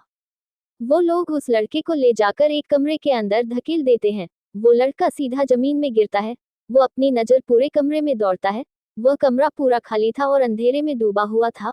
उस कमरे में सिर्फ और सिर्फ अंधेरा था और लाल लाइट ही जल रही थी। उस कमरे में ना ही कोई मोमबत्ती जल रही थी, सिवाय उस लाइट के। उस कमरे में हवा आने तक की कोई जगह नहीं थी। वहीं उस कमरे में दीवार में 2 लंबे सींग वाले हिरन के सर टंगे थे। वह कमरा बहुत ही ज्यादा डरावना लग रहा था। तभी उस कमरे का दरवाजा खोलकर 4-5 लोग अंदर आते हैं। उनके अंदर आने के बाद उस कमरे से सिर्फ और सिर्फ चीखें ही सुनाई दे रही थी उसे लड़के की। वह लगातार चीखे जा रहा था। उसकी चीखें उस कमरे के बाहर तक सुनाई दे रही थी। जहां उस लड़के के बंद कमरे में सिर्फ और सिर्फ लड़कियों की चीख ही सुनाई देती थी, आज एक बंद कमरे में उस लड़के की चीख सुनाई दे रही थी। करीब 2 घंटे बाद वो लोग उस कमरे से बाहर निकलते हैं। एक लड़का अपनी पैंट में बेल्ट लगाते हुए कमरे से बाहर निकल रहा था। वही थोड़ी दूर में उन्हें अनिरुद्ध खड़ा हुआ दिखता है। वह अनिरुद्ध को देखकर उसके पास आने लगते हैं। अनिरुद्ध उन्हें हाथ दिखाते हुए बोलता है, चुपचाप वहीं रुक जाओ, मेरे पास आने की कोई जरूरत नहीं है। तुम लोगों को जरा भी शर्म नहीं आती? तुम लोग कम से कम ये सब करने से पहले कैमरा तो ऑफ कर देते। छोटे बॉस ने सब कुछ देख लिया है। वह 4-5 लोग पहले एक दूसरे की तरफ देखते हैं, फिर अनिरुद्ध की तरफ देखने लगते हैं। उनमें से एक बोलता है, बॉस क्या यहाँ पर कैमरा लगा हुआ था? अगर लगा था तो छोटे बॉस को ऐसे नहीं देखना चाहिए था ना। अनिरुद्ध उसकी बेवकूफी पर अपना सर न में हिला देता है। वह फिर कुछ वक्त ठहर कर बोलता है, बेवकूफो, तुम लोगों की याददाश्त कम हो गई है, या फिर तुम लोग अपना दिमाग घर में छोड़ कर आए हो? तुम लोग भूल गए ठाकुर हवेली के हर एक कमरे में कैमरा है जहाँ कोई रहता नहीं है। वो लोग फिर एक दूसरे की शक्ल देखने लगते हैं। उन सब के कानों में किसी की आवाज पड़ती है जो बोल रहा था, तुम लोगों ने काम तो अच्छा किया है, लेकिन अभी तुम लोगों की एनर्जी कम है। थोड़ी और एनर्जी लाओ, थोड़ा और तड़पाया करो इंसान को, बस एनर्जी की जरूरत है तुम लोगों में, और थोड़ी प्रैक्टिस भी कम है, और प्रैक्टिस करो तुम लोग। यह कोई और नहीं रेदांश का छोटा भाई था, जो कोलकाता में बैठकर सीसीटीवी में उस कमरे के अंदर चल रही पूरी फिल्म देख रहा था। उसकी आवाज अनिरुद्ध के फोन से आ रही थी। सुबह का वक्त, ठाकुर हवेली। रेदांश आराम से सोफे में अपने एक पैर के ऊपर दूसरा पर चढ़कर बैठा था। उसके एक हाथ में कॉफी का कप था, तो दूसरे हाथ में वह न्यूज़पेपर पकड़े हुआ था, जिसमें छपी खबर वह पढ़ रहा था। उसने ब्लैक कलर का 3 पीस सूट पहना हुआ था। उसके वो सिल्वर बाल हमेशा की तरह उसके माथे को चूम रहे थे। उसको ग्रे और गोल्डन कॉम्बिनेशन वाली आंखों में एक भी एक्सप्रेशन नहीं थे। उस अखबार में छपी खबर में लिखा था, रेदांश ठाकुर पर उनके ही गांव गोविंदपुर में उन पर जानलेवा हमला हुआ। वही उस गांव में रहने वाली अर्चना, जिसके ऊपर दुर्गा माँ आती है, उनकी वजह से इतना बड़ा हादसा होने से बच गया। उन्होंने बारिश करवा दी और रेदांश ठाकुर की जान बच गई, नहीं तो रेदांश ठाकुर के साथ साथ आधे से ज्यादा गांव आग में जलकर मर जाता। ये न्यूज पढ़कर रेदांश की आईब्रो आपस में जुड़ गई थी और उसके चेहरे में गुस्सा साफ झलक रहा था। वही सामने अनिरुद्ध सर झुकाए खड़ा था। रेदांश अपनी कड़क आवाज में बोलता है, पता लगाओ ये हमला किसने करवाया था, किसकी इतनी हिम्मत हुई रेदांश ठाकुर को जान से मारने की। लगता वो भूल रेदांश ठाकुर कौन है, वो मौत अपने साथ लेकर चलता है। तभी उसका फोन बजने लगता है। वह अपने फोन में फ्लैश हो रहे नाम को देखता है और अनिरुद्ध का वहां से जाने का इशारा करता है। अनिरुद्ध अपने सर की बात मानकर वहां से चला जाता है। रेदांश फोन उठाता है और कान में लगाकर बोलता है, प्रणाम दादाजी। वो सिर्फ इतना ही बोलता है। दूसरी तरफ से रेदांश के दादाजी उदय ठाकुर अपनी कड़कती आवाज में कुछ बोलते हैं, जिसे सुनते हुए उसके एक्सप्रेशन लेस चेहरे के एक्सप्रेशन बार बार बदल रहे थे। वो गुस्से में बोलता है, हम ऐसा कुछ भी नहीं करेंगे। उदय ठाकुर कुछ बोलते हैं, जिसे सुनकर रेदांश गुस्से में फोन कट कर देता है। गोविंदपुर गांव। गांव के बीच चौराहे में बहुत बड़ा पीपल का पेड़ लगा था। उस पीपल के पेड़ में एक आदमी को बांध के रखा था, जिसकी हालत अधमरी थी। वह ठीक से अपनी आंखें तक नहीं खोल पा रहा था। उसके शरीर से खून निकल रहा था। उसके शरीर के हर एक हिस्से से खून बह रहा था। उसके चेहरे, आंख से यहाँ तक कि माथे से भी खून निकल रहा था। उसके शरीर का एक भी हिस्सा ऐसा बाकी ना था जहाँ से खून ना बह रहा हो। वहीं चौराहे में बहुत सारी भीड़ लगी थी। सब लोग उस आदमी को घिन भरी नजरों से देख रहे थे। वह आदमी दिखने में बहुत ज्यादा डरावना लग रहा था। वह आदमी कोई और नहीं, रामपुर गांव के अर्नब दास गुप्ता का बेटा था, जिसे कल रेदांश के आदमियों ने बहुत ज्यादा मारा था, और उसको वही दर्द, वही तड़प दी थी जो वह दूसरी लड़कियों को देता था। उस चौराहे में वह लड़की और उस लड़की के बाबा भी खड़े थे, जिन्होंने रेदांश से इंसाफ मांगा था अपनी बेटी के लिए। वह उस लड़के को बहुत ही ज्यादा गुस्से में देख रहे थे। वह वही पड़ा पत्थर उठाकर उस आदमी को जोर से मारते हैं, जो सीधा उसके माथे में जा लगता है और उसके वहां से खून निकलने लगता है। उस आदमी में इतनी भी हिम्मत नहीं थी कि वह चीख सके, चिल्ला सके। उसकी आवाज तक गले से नहीं निकल रही थी। निकलती भी कैसे, उसके मुंह में अब जबान ही नहीं थी बोलने के लिए। उसकी जुबान तो कल रेदांश ने बड़ी बेरहमी से काट दी थी। वही वह लड़की भी उस लड़के को पत्थर उठाकर फेंक के मारती है। धीरे धीरे वहां खड़े सब लोग उस आदमी के ऊपर पत्थरों की बरसात कर देते हैं। उसने केवल वहां की एक लड़की का रेप नहीं किया था, उसने उस गांव की बहुत सारी लड़कियों का, यहाँ तक कि 15 से 16 साल तक की बच्चियों का रेप किया था। वह बच्चियों तो उस हैवान की दरिंदगी से ही मर गई थी, और जो बची थी तो वह भी कुछ ही घंटे में मर गई। वो तो हॉस्पिटल तक भी नहीं पहुंच पाई थी। सिर्फ वही लड़की थी जो बच पाई थी। सारे गांव के लोग उस आदमी को पत्थरों से मार रहे थे। वो आदमी जो अधमरी हालत में था, वो अब पूरी तरीके से मर गया था, लेकिन गांव वालों का गुस्सा कम होने का नाम ही नहीं ले रहा था। वह लगातार उसको पत्थरों से मारे जा रहे थे। करीब 1 घंटे तक वह लोग उसे पत्थरों से मारते रहते हैं। जब वह लोग पूरी तरीके से संतुष्ट हो जाते हैं कि वह आदमी मर गया है, तो धीरे धीरे करके वहां खड़े सारे लोग उस चौराहे से चले जाते हैं। अब उस चौराहे में सिर्फ उस आदमी की लाश टंगी थी, और वहां अभी भी एक छोटा सा बच्चा खड़ा था, जो करीब 10 साल का था। उसकी आंखों में उस आदमी को देखकर बहुत ज्यादा गुस्सा था। वह वहां पड़े एक बड़े से पत्थर को अपनी पूरी ताकत से उठाता है और अपनी पूरी ताकत से उस आदमी को फेंक कर मारता है। वह पत्थर सीधे जाकर उसे आदमी की आंखों में लगता है। आंखों से उस आदमी के खून निकल रहा था। उस छोटे बच्चे के सामने एक सीन चलने लगता है, जहां एक लड़की अधमरी हालत में पड़ी थी। उसकी बाजुएं फटी थी, उसके कपड़े अस्त व्यस्त थे, उसके पूरे बाल बिखरे हुए थे। उस लड़की के पूरे बदन में जगह जगह जख्मों के निशान थे। उसके शरीर से जगह जगह से खून निकल रहा था। एक बच्चा करीब 6 साल का उस लड़की के सामने बैठकर उसको बार बार जगाने की कोशिश कर रहा था।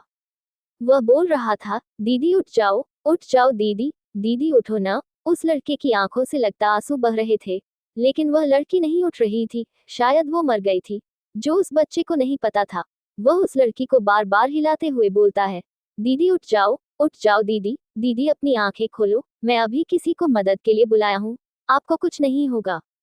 मेरा आपके सिवा इस दुनिया में कोई नहीं है, प्लीज दीदी उठ जाओ, मैं आपको कुछ भी नहीं होने दूंगा। लेकिन वह लड़की नहीं उठ रही थी। वह लड़का वही उस लड़की के पेट में अपना सर रखकर उसकी कमर को कस के पकड़ लेता है और रोने लगता है। उसके आंसू लगातार बह रहे थे। वह बच्चा अपने ख्याल से वापस आता है। उसकी आंखों में इस वक्त नाम थी। वही रेदांश ठाकुर हवेली से अपने कमरे की खिड़की के पास खड़ा बाहर चौराहे का नजारा देख रहा था।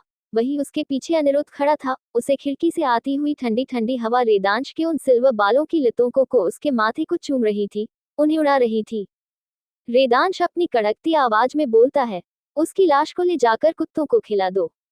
अनिरुद्ध अपना सर हिलाकर वहां से बाहर चला जाता है। रेदांश की ग्रे एंड गोल्डन कॉम्बिनेशन वाली आंखें अभी भी उस छोटे बच्चे पर टिकी हुई थी। वह कमरा पूरा ब्लैक कलर से ढका हुआ था, या यूं कहें वो पूरा कपूर डाक था। वहां हर चीज सिर्फ और सिर्फ काले रंग की थी, बेड से लेकर बेडशीट तक। उस कमरे की दीवारों का कलर भी काला ही था। वहां पर जितना भी सामान रखा था, टेबल से लेकर सोफा, सब कुछ काले रंग का था। यहाँ तक कि फर्श में बिछा कारपेट भी काले रंग का था। वहां जितने भी फ्रेम्स थे सब ब्लैक कलर के लगे हुए थे। यहाँ तक कि रेदांश की फोटो का भी फ्रेम ब्लैक कलर का था, और रेदांश ने उस फोटो में ब्लैक कलर का सिर्फ पैंट पहना हुआ था। उसकी ऊपरी बॉडी में कुछ भी नहीं था। उसके 8 पैक एब्स और उसकी जिम में बनाई हुई बॉडी साफ दिख रही थी। उसमें वो बहुत ही ज्यादा हैंडसम और सेक्सी लग रहा था। रेदांश ने इस वक्त ब्लैक कलर का ही टॉक्सिडो सूट पहना हुआ था। वह अपने लंबे लंबे कदमों से उस कमरे से बाहर निकल जाता है। वह थोड़ी ही दूर बने एक कमरे के पास रुकता है, जहां से किसी की चीखने चिल्लाने की आवाज आ रही थी। वह उस कमरे का दरवाजा जैसे ही खोलने के लिए हाथ आगे बढ़ता है, उसके कानों में उसके दादाजी की कही बात गूंजने लगती है, जिससे उसके चेहरे के एक्सप्रेशन बिल्कुल बदल जाते हैं। वो इस वक्त बिल्कुल शैतान पैग रहा था। वो उस कमरे में न जाकर अपने कदम हवेली की दूसरी तरफ बढ़ा देता है। अर्चना का घर। अर्चना अपने कमरे की बालकनी में लगे फूलों पर पानी दे रही थी। तभी उसके घर के बाहर 8 से 10 गाड़ियां आकर रुकती हैं। अर्चना की नजर उन गाड़ियों पर पड़ती है। वह गाड़ियां बहुत ही ज्यादा महंगी और जानी पहचानी थी। उसे तो उन गाड़ियों का नाम भी नहीं पता था। ऐसी गाड़ियां उसने अपने कॉलेज में देखी थी, जो कि बहुत अमीर आदमी के बेटे के पास थी। वह अपनी बालकनी से ही नीचे देखती है, जिससे उन गाड़ी के बीच में खड़ी मर्सिडीज को एक बॉडीगार्ड जल्दी से आकर खोलता है। उस गाड़ी के अंदर से एक लंबी चौड़ी पर्सनैलिटी बाहर निकलती है, जिसने ब्लैक कलर का टक्सीडो पहना हुआ था। उसने आंखों में शेड्स चढ़ाए हुए थे। उसकी सिल्वर बालों की कुछ लंटें उसके माथे को चूम रही थी। वह कोई और नहीं रेदांश ठाकुर था। वह बड़े रौब के साथ अंदर जाता है और धीरे से आवाज लगाते हुए पूछता है, क्या हम अंदर आ सकते हैं? वही मीनाक्षी जी जो किचन में काम कर रही थी, किसी की आवाज सुनकर उस तरफ देखती हैं, जहां रेदांश खड़ा था। वो रेदांश को देखकर वह बहुत ज्यादा शौक हो जाती हैं। फिर अपने चेहरे में मुस्कुराहट लाते हुए बोलती है, अरे राजा साहब, आइए अंदर आइए ना। फिर वह अपने पति को आवाज देते हुए बुलाती है, अरे जी सुनिए तो देखिए तो हमारे यहाँ राजा साहब आए हैं। वह जल्दी से वहां रखे सोफे को साफ करती हैं और वहां रेदांश को बैठने को बोलती हैं। रेदांश बड़े रौब के साथ जाकर वहां अपने एक पैर के ऊपर दूसरा पैर रखकर आराम से बैठ जाता है। उसका एक हाथ सोफे के पीछे टिका हुआ था। अर्चना के पापा अपने कमरे से जल्दी से बाहर आते हैं। वह रेदांश को अपने छोटे से घर में देखकर थोड़े शौक हो जाते हैं। फिर वो जल्दी से रेदांश के सामने अपना सर झुकाकर खड़े होकर हाथ जोड़ते हुए बोलते हैं, ठाकुर साहब प्रणाम, आप यहाँ, हमारे तो भाग्य ही खुल गए, आप हमारे छोटे से घर ने पधारे। आपको हमसे कुछ काम था तो आप हमें बुला लेते, अपने आने की तकलीफ क्यों की? जब काम हमें है तो हमें ही आना चाहिए ना, रेदांश बहुत ही आराम से बोलता है। उसके शब्दों में इस वक्त चाशनी घुली हुई थी। अर्चना जो वही ऊपर सीढ़ियों पर खड़ी सब कुछ देख रही थी, वह भी नीचे आ जाती है और रेदांश के सामने खड़े होकर अपने हाथ जोड़कर बोलती है, ठाकुर साहब प्रणाम। रेदांश अपने शेड्स अपने दाएं हाथ की बीच वाली उंगली से हल्का नीचे कर अपनी ग्रे एंड गोल्डन कॉम्बिनेशन वाली आंखों से एक नजर अर्चना को देखता है, जिसने इस वक्त गुलाबी कलर की बनारसी साड़ी पहनी हुई थी और उस साड़ी के पल्लू को कमरबंद से बांधा हुआ था। उसने अपनी चोटी गोठी हुई थी और उस आगे करी हुई थी, बालों में मोगरे का गजरा लगाए हुआ था और हाथों में थोड़ी थोड़ी चूड़ियां पहनी हुई थी। चेहरे में बिल्कुल भी मेकअप नहीं था, उसके होंठ बिल्कुल चेरी जैसे लग रहे थे, जिन पर जाकर रेदांश की नजर ठहर जाती है। उसका गला सूखने लगता है। वह अपना थूक निगलते हुए अपने गले को तर करता है। वह अपनी नजर अर्चना से अलग कर लेता है और अर्चना के पापा की तरफ देखते हुए बोलता है, चक्रवर्ती साहब, हम आपकी बेटी से शादी करना चाहते हैं। हम क्या आपकी बेटी से कुछ मिनट अकेले में बात कर सकते हैं? चक्रवर्ती जी तो फूले नहीं समा रहे थे कि ठाकुर साहब उनकी बेटी से शादी करना चाहते हैं। इंडिया के सबसे बड़े बिजनेसमैन, जिनके बिजनेस इंडिया के हर एक शहर में चलते हैं, जिनके पास दौलत की कमी बिल्कुल भी नहीं है, उनकी आंखों में लालच साफ दिख रहा था। वो अपनी लालच को बिल्कुल भी छुपा नहीं पा रहे थे। वह खुश होते हुए बोलते हैं, जी जी जरूर, आप उससे बात कर सकते हैं। फिर अर्चना की तरफ देखते हुए बोलते हैं, अर्चना बेटा, इन्हें अपने कमरे में ले जाओ। अर्चना अपना सर हाँ में हिला देती है। वो रेदांश को अपने साथ चलने का बोलती है। वही वह आगे आगे चलने लगती है और रेदांश उसके पीछे पीछे चल रहा था। आज तो गजब ही था। सबको अपने पीछे चलने वाला मर्द खुद एक लड़की के पीछे चल रहा था, जिसने आज तक लड़कियों को अपने आसपास भटकने तक नहीं दिया था। वो आज खुद एक लड़की के पीछे चल रहा था।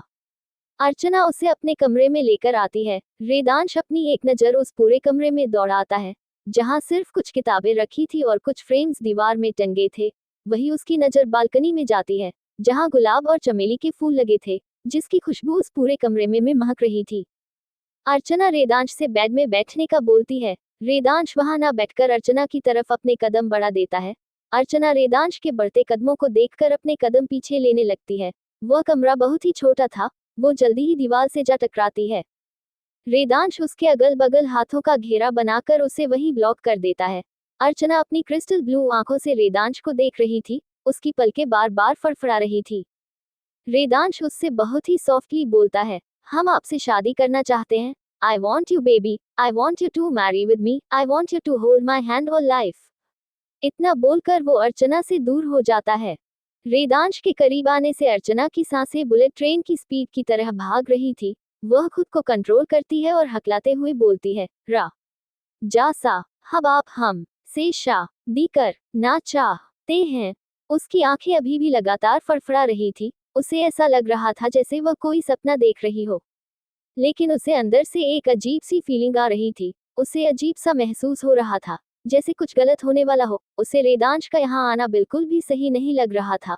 वह धीरे से अपना सर झुकाकर बोलती है, हम आपसे शादी नहीं कर सकते, हमें माफ कर दीजिए, पर हम आपसे शादी नहीं कर सकते। अर्चना को अभी भी रेदांश की मौजूदगी से अच्छी वाली फीलिंग नहीं आ रही थी। रेदांश कुछ भी नहीं बोलता और चुपचाप वहां से चला जाता है। गोविंदपुर गांव। रेदांश के जाने के बाद अर्चना खुद वही बेड पर बैठ जाती है और खुद से ही बोलती है, यह मैंने क्या किया? मैंने राजा साहब को मना कर दिया, उनको नाराज कर दिया, लेकिन मैंने ऐसा क्यों किया ये तो मुझे भी नहीं पता। मैंने क्यों मना किया? मुझे इतनी अजीब सी फीलिंग क्यों आ रही है? अभी भी डर सा लग रहा है। वह खुद से ही बोलती है, अगर राजा साहब ने मेरे घर वालों को कुछ कर दिया तो? नहीं नहीं, वो ऐसा थोड़ी ना करेंगे, वह तो बहुत ही भले आदमी है। मेरे मना करने के बाद वो चुपचाप यहाँ से चले गए, चाहते तो कुछ भी कर सकते थे। अर्चना दोबारा खुद से ही बोलता है। वो जल्दी से बेड से उठकर अपने कमरे से बाहर निकल कर भागती है। वो नीचे की तरफ आती है, जहाँ पर अर्चना के बाबा और उसकी माँ के अलावा कोई भी नहीं था। रेदांश और उसके बाकी सारे गार्ड सब लोग वहां से जा चुके थे। अर्चना अपने बाबा की तरफ देखती है, जो उसे ही गुस्से में घूर रहे थे। अर्चना को सब समझ में आ गया था, उसके बाबा क्यों उसे इतना गुस्से में देख रहे, लेकिन वह भी अब क्या करें। वो यही सोच रही थी। अर्चना की माँ गुस्से में जाकर अर्चना के बाजुओं को कस के पकड़ते हुए गुस्से में बोलती है, तुम्हारी हिम्मत कैसे हुई राजा साहब के लाए रिश्ते को ठुकराने की? वह खुद तुम्हारे लिए रिश्ता लेकर आए थे और तुमने ठुकरा दिया। खुद को कहीं की बहुत बड़ी महारानी समझती हो, बहुत पर निकल आए हैं तुम्हारे, क्या जरूरत थी रिश्ता ठुकराने की? अर्चना को अपने बाजुओं में बहुत तेज दर्द हो रहा था। वह रोते हुए बोलती है, माँ छोड़ दो ना, दर्द हो रहा है मुझे कसके, प्लीज माँ छोड़ दो, कसके लग रहा है। मीनाक्षी जी गुस्से में बोलती है, अच्छा दर्द हो रहा है और जो तुमने अभी किया है उसका क्या?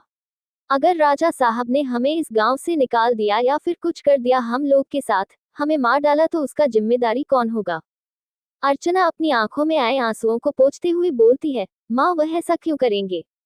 वह तो बहुत अच्छे आदमी है, भगवान है हम सबके लिए। उन्होंने हम सब की बहुत मदद की है। रिश्ता मना करने से हमें मार थोड़ी ना डालेंगे। चक्रवर्ती जी गुस्से में कड़कती आवाज में बोलते हैं, तुम कल जाकर राजा साहब से रिश्ते के लिए हाँ बोलोगी।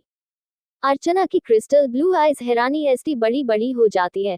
वह चक्रवर्ती जी से बोलती हैं, बाबा आपने आज तक जो भी कहा मैंने सब कुछ किया।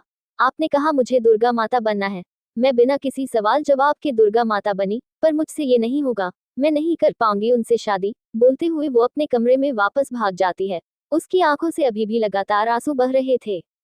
रात का वक्त, अर्चना अभी भी अपने कमरे के बेड में पेट के बल लेटी हुई थी। उसका चेहरा चांद की तरफ था। चांद की चांदनी उसके चेहरे में पड़ रही थी। उसका चेहरा मुरझाया हुआ था। उसके बेदाग चेहरे में आंसुओं की लकीरें छप गई थी। उसकी क्रिस्टल ब्लू आइज में अभी भी आंसू थे। वो एकटक चांद को देख रही थी, जो उसकी बालकनी से उसे साफ दिख रहा था। तभी उसके कानों में गाड़ी रुकने की आवाज एक बार फिर आती है। एक पल के लिए वो अंदर तक कांप जाती है। एक बार फिर उसको अंदर से एक अजीब सा डर लगने लगा था। वो जल्दी से उठकर बालकनी में देखने जाती है। तभी उसे अपने घर का दरवाजा बहुत तेजी से खुलता हुआ सुनाई देता है, जैसे किसी ने जबरदस्ती उस दरवाजे को खोल दिया हो। अर्चना जो बालकनी की तरफ जा रही थी, उसके पैर कमरे की गेट की तरफ बढ़ जाते हैं और वह नीचे की तरफ जाने लगती है। वो बहुत जल्दी जल्दी भाग के नीचे जा रही थी। वह जैसे ही नीचे पहुंचती है, उसकी नजर सामने सोफे में बैठे रेदांश पर पड़ती है, जिसके हाथ में गन थी। रेदांश के हाथ में गन देखकर वो बहुत ज्यादा डर जाती है। उसे अपनी माँ की कही शाम वाली बात याद आने लगती है। उसके रिश्ता ठुकराने से कहीं वह लोग उन्हें मार ना डालें। वह खुद से ही बोलती है, क्या ये सच में हमें मार डालेंगे? ये तो इतने अच्छे हैं, हमेशा सबका भला करते हैं। इस गांव के लिए भगवान है, मारेंगे थोड़ी ना, शायद मैं कोई सपना देख रही हूँ। वह खुद से ही बोलता है और खुद को छूटी काटती है। वो दोबारा से सामने देखती है। अभी भी रेदांश अपने हाथ में गन लिए रॉब के साथ बैठा था, जिसे वह अपने माथे में रब कर रहा था। वही उनके सामने चक्रवर्ती जी मीनाक्षी जी खड़े थे। अर्चना की तो सिट्टी पिटी गुल हो गई थी। उसने अपनी जिंदगी में पहली बार गन देखी थी। उसे बहुत ज्यादा डर लग रहा था। उसका गला पूरी तरीके से सूख गया था। वह अपने सलाइवा को निगलते हुए अपना गला तर करती है और वह हकलाते हुए बोलती है, रा रा जा सा हब आप कर या कर रहे हैं। रेदांश जो सोफे में बैठा था, उसके होठों के कोने हल्के मुड़ जाते हैं। वह उठकर चलते हुए अर्चना के पास आता है और उसके गोल गोल घूमते हुए बोलता है, हमने आपसे कहा था ना, हमें आपसे शादी करनी है। हम आपके पास शराफत से रिश्ता लेकर आए थे, लेकिन पता नहीं आजकल लोगों को शराफत की बात समझ में नहीं आती। जब तक रेदांश ठाकुर अपना वही वाला रूप ना दिखाएं, तो लोगों को तो उसकी अच्छाई पसंद नहीं आती है ना। तुम ही लोगों की वजह से रेदांश ठाकुर को बुरा बनना पड़ा है। अभी भी आपके पास वक्त है, बोले करेंगे आप हमसे शादी? अर्चना डरते हुए बोलती है, नहीं नहीं करेंगे हम आपसे शादी। आप बहुत गंदे हैं, आप गन चलाते हैं। न जाने आपने अपनी इस गुण से कितने लोगों की जान ली होगी। आप बहुत गंदे हैं। तभी अर्चना की तेज चीख निकल जाती है। उसकी नजर अपने बाबा के कंधे पर पड़ती है। उनके कंधे से खून निकल रहा था। वो अपने कंधे को अपने हाथों से दबाए हुए थे। उन्हें बहुत ज्यादा दर्द हो रहा था। रेदांश के हाथ में जो गन थी, उससे धुआं निकल रहा था। साफ पता चल रहा था कि गोली रेदांश ने चलाई है। रेदांश एक बार फिर अर्चना से पूछता है, हाँ तो बताएं, करेंगे आप हमसे शादी? अर्चना इस बार चिल्लाते हुए बोलती है, नहीं नहीं करेंगे हम आपसे शादी। आपको एक बार का समझ में नहीं आता, नहीं मत तो नहीं होता है। वो नहीं हम में नहीं बदलती, और आप एक हैवान है। अभी आपने हमारी हैवानियत देखी ही कहाँ है। हैवानियत होती क्या है वो तो हम आपको बाद में दिखाएंगे। अभी छोटा सा ट्रेलर दिखाया है ना हमने आपको। रेदांश अपनी गुण में हाथ फेरते हुए बोलता है, आपको एक बार का समझ में नहीं आ रहा है। हमने बोला ना हम आपसे शादी नहीं करेंगे तो मतलब नहीं करेंगे, वो चीखती हुई बोली। रेदांश को बहुत ज्यादा गुस्सा आ रहा था। वह गुस्से में अर्चना के गालों को कस के दबाते हुए दांत पीसते हुए बोलता है, रेदांश ठाकुर कोई मामूली चीज नहीं है कि एक लड़की उसे रिजेक्ट कर दे और वो देखता रहे। रेदांश ठाकुर आग है, जिसकी गुस्से की आग में जलकर सामने वाला भस्म हो जाता है। आपको हमारी हैवानियत जाननी है ना, तो सुनिए। हम कोई शरीफ इंसान नहीं है, बहुत बड़े जल्लाद हैं। आज तो आपने चौराहे में देख लिया होगा ना, अर्नब दास गुप्ता के बेटे को। रेदांश की बात सुनकर अर्चना को सुबह वाली बात याद आ जाती है। उसने सुना था, चौराहे के बीच में लगे पीपल के पेड़ में एक आदमी को बांधा हुआ है। उसकी हालत बहुत ज्यादा खराब है, लेकिन अर्चना को उसके बाबा ने घर से बाहर निकलने नहीं दिया था, इसीलिए अर्चना ने उस आदमी को नहीं देखा था, लेकिन उसने सुना था उसे बहुत बुरी तरीके से मारा गया है। अर्चना की हालत खराब हो जाती है। वेदांश आगे बोलता है, आपकी हालत तो इतने में खराब हो गई, हमारी हैवानियत जाननी है ना तो आगे सुनिए ना। हम कोई काम बातों से नहीं करते, चलते हैं तो सिर्फ हमारे हाथ और पैर। आपने विलन का नाम तो सुना ही होगा, अंडरवर्ल्ड का बेताज बादशाह जिसके एक इशारे के बिना में एक पत्ता भी नहीं हिलता। माफिया का ऐसा कोई काम नहीं जो वेदांश ठाकुर ना करता हो। वेदांश अर्चना के सामने खड़े होकर बोलता है, मारना, खून खराबा, लोगों को मौत देना, नर्क तक पहुंचाना हमारा सुकून का काम है। सुकून मिलता है हमें उससे, और जो चीज हमें प्यार से नहीं मिलती उसे हम जबरदस्ती छीन लेते हैं। हमें आपसे ज्यादा कुछ नहीं चाहिए, बस हमसे शादी करिए, हमें बच्चा दीजिए और बच्चा देने के बाद आप अपने रास्ते, हम अपने रास्ते। I want a baby from your body. Archana की आंखें हैरानी से फैल जाती है। वह गुस्से में बोलती है, हम आपको क्या बच्चा पैदा करने वाली फैक्ट्री लगते हैं कि आपने कहा आपको बच्चा चाहिए तो हम आपको बच्चा पैदा करके दे देंगे। आपको बच्चे देने के लिए हम अपनी बॉडी का इस्तेमाल क्यों करवाए? क्यों हम अपनी बॉडी का इस्तेमाल करने दे आपको? नहीं करेंगे हम आपसे शादी, मर जाएंगे लेकिन आपसे शादी हरगिज नहीं करेंगे। उसकी आवाज अभी भी सही से नहीं निकल रही थी, क्योंकि वेदांश ने अभी भी उसके गालों को दबाया हुआ था। उसकी बस टूटी फूटी आवाज ही बाहर निकल रही थी, लेकिन इतनी तो निकल रही थी कि सामने वाला इंसान समझ सके। वेदांश उसके गालों को छोड़कर अपने हाथ में पकड़े गन को सहलाने लगता है, फिर अपने गन को सीधा चक्रवर्ती जी के कंधे की तरफ करते हुए बोलता है, पहली गोली तो सिर्फ छूकर ही निकली थी, लेकिन अब सीधा सीने में लगेगी। अर्चना की आंखें हैरानी से फैल जाती है, उसकी आंखों से आंसू लगातार नीचे गिर रहे थे।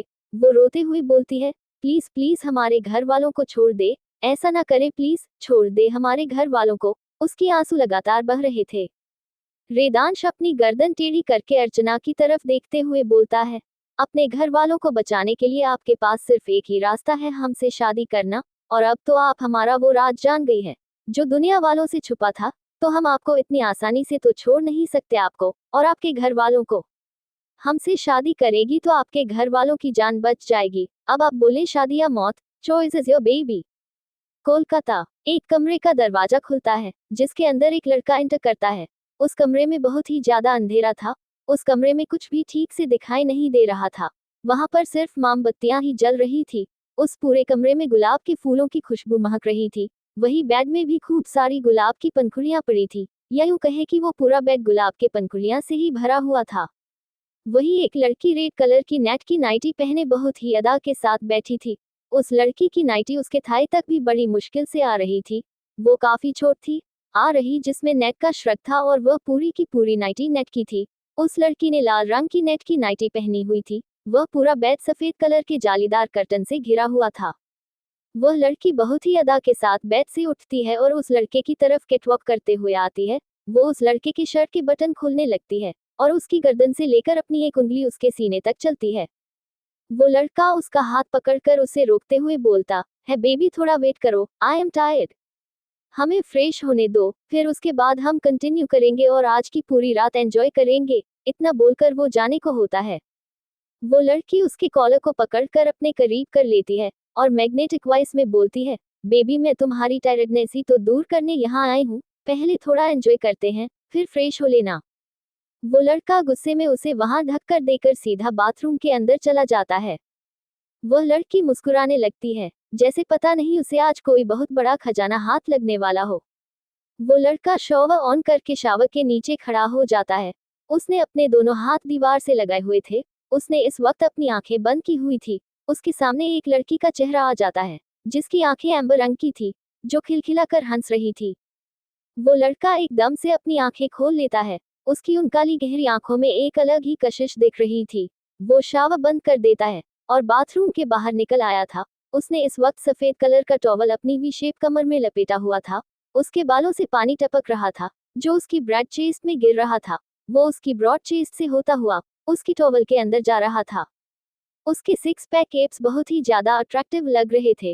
वो अपने हाथों से अपने बालों को हिला रहा था, जिससे उसके बालों का पानी इधर उधर गिर रहा था, तो कुछ उसी बॉडी में गिर रहा था, जिसमें वो बहुत ही ज्यादा सेक्सी लग रहा था।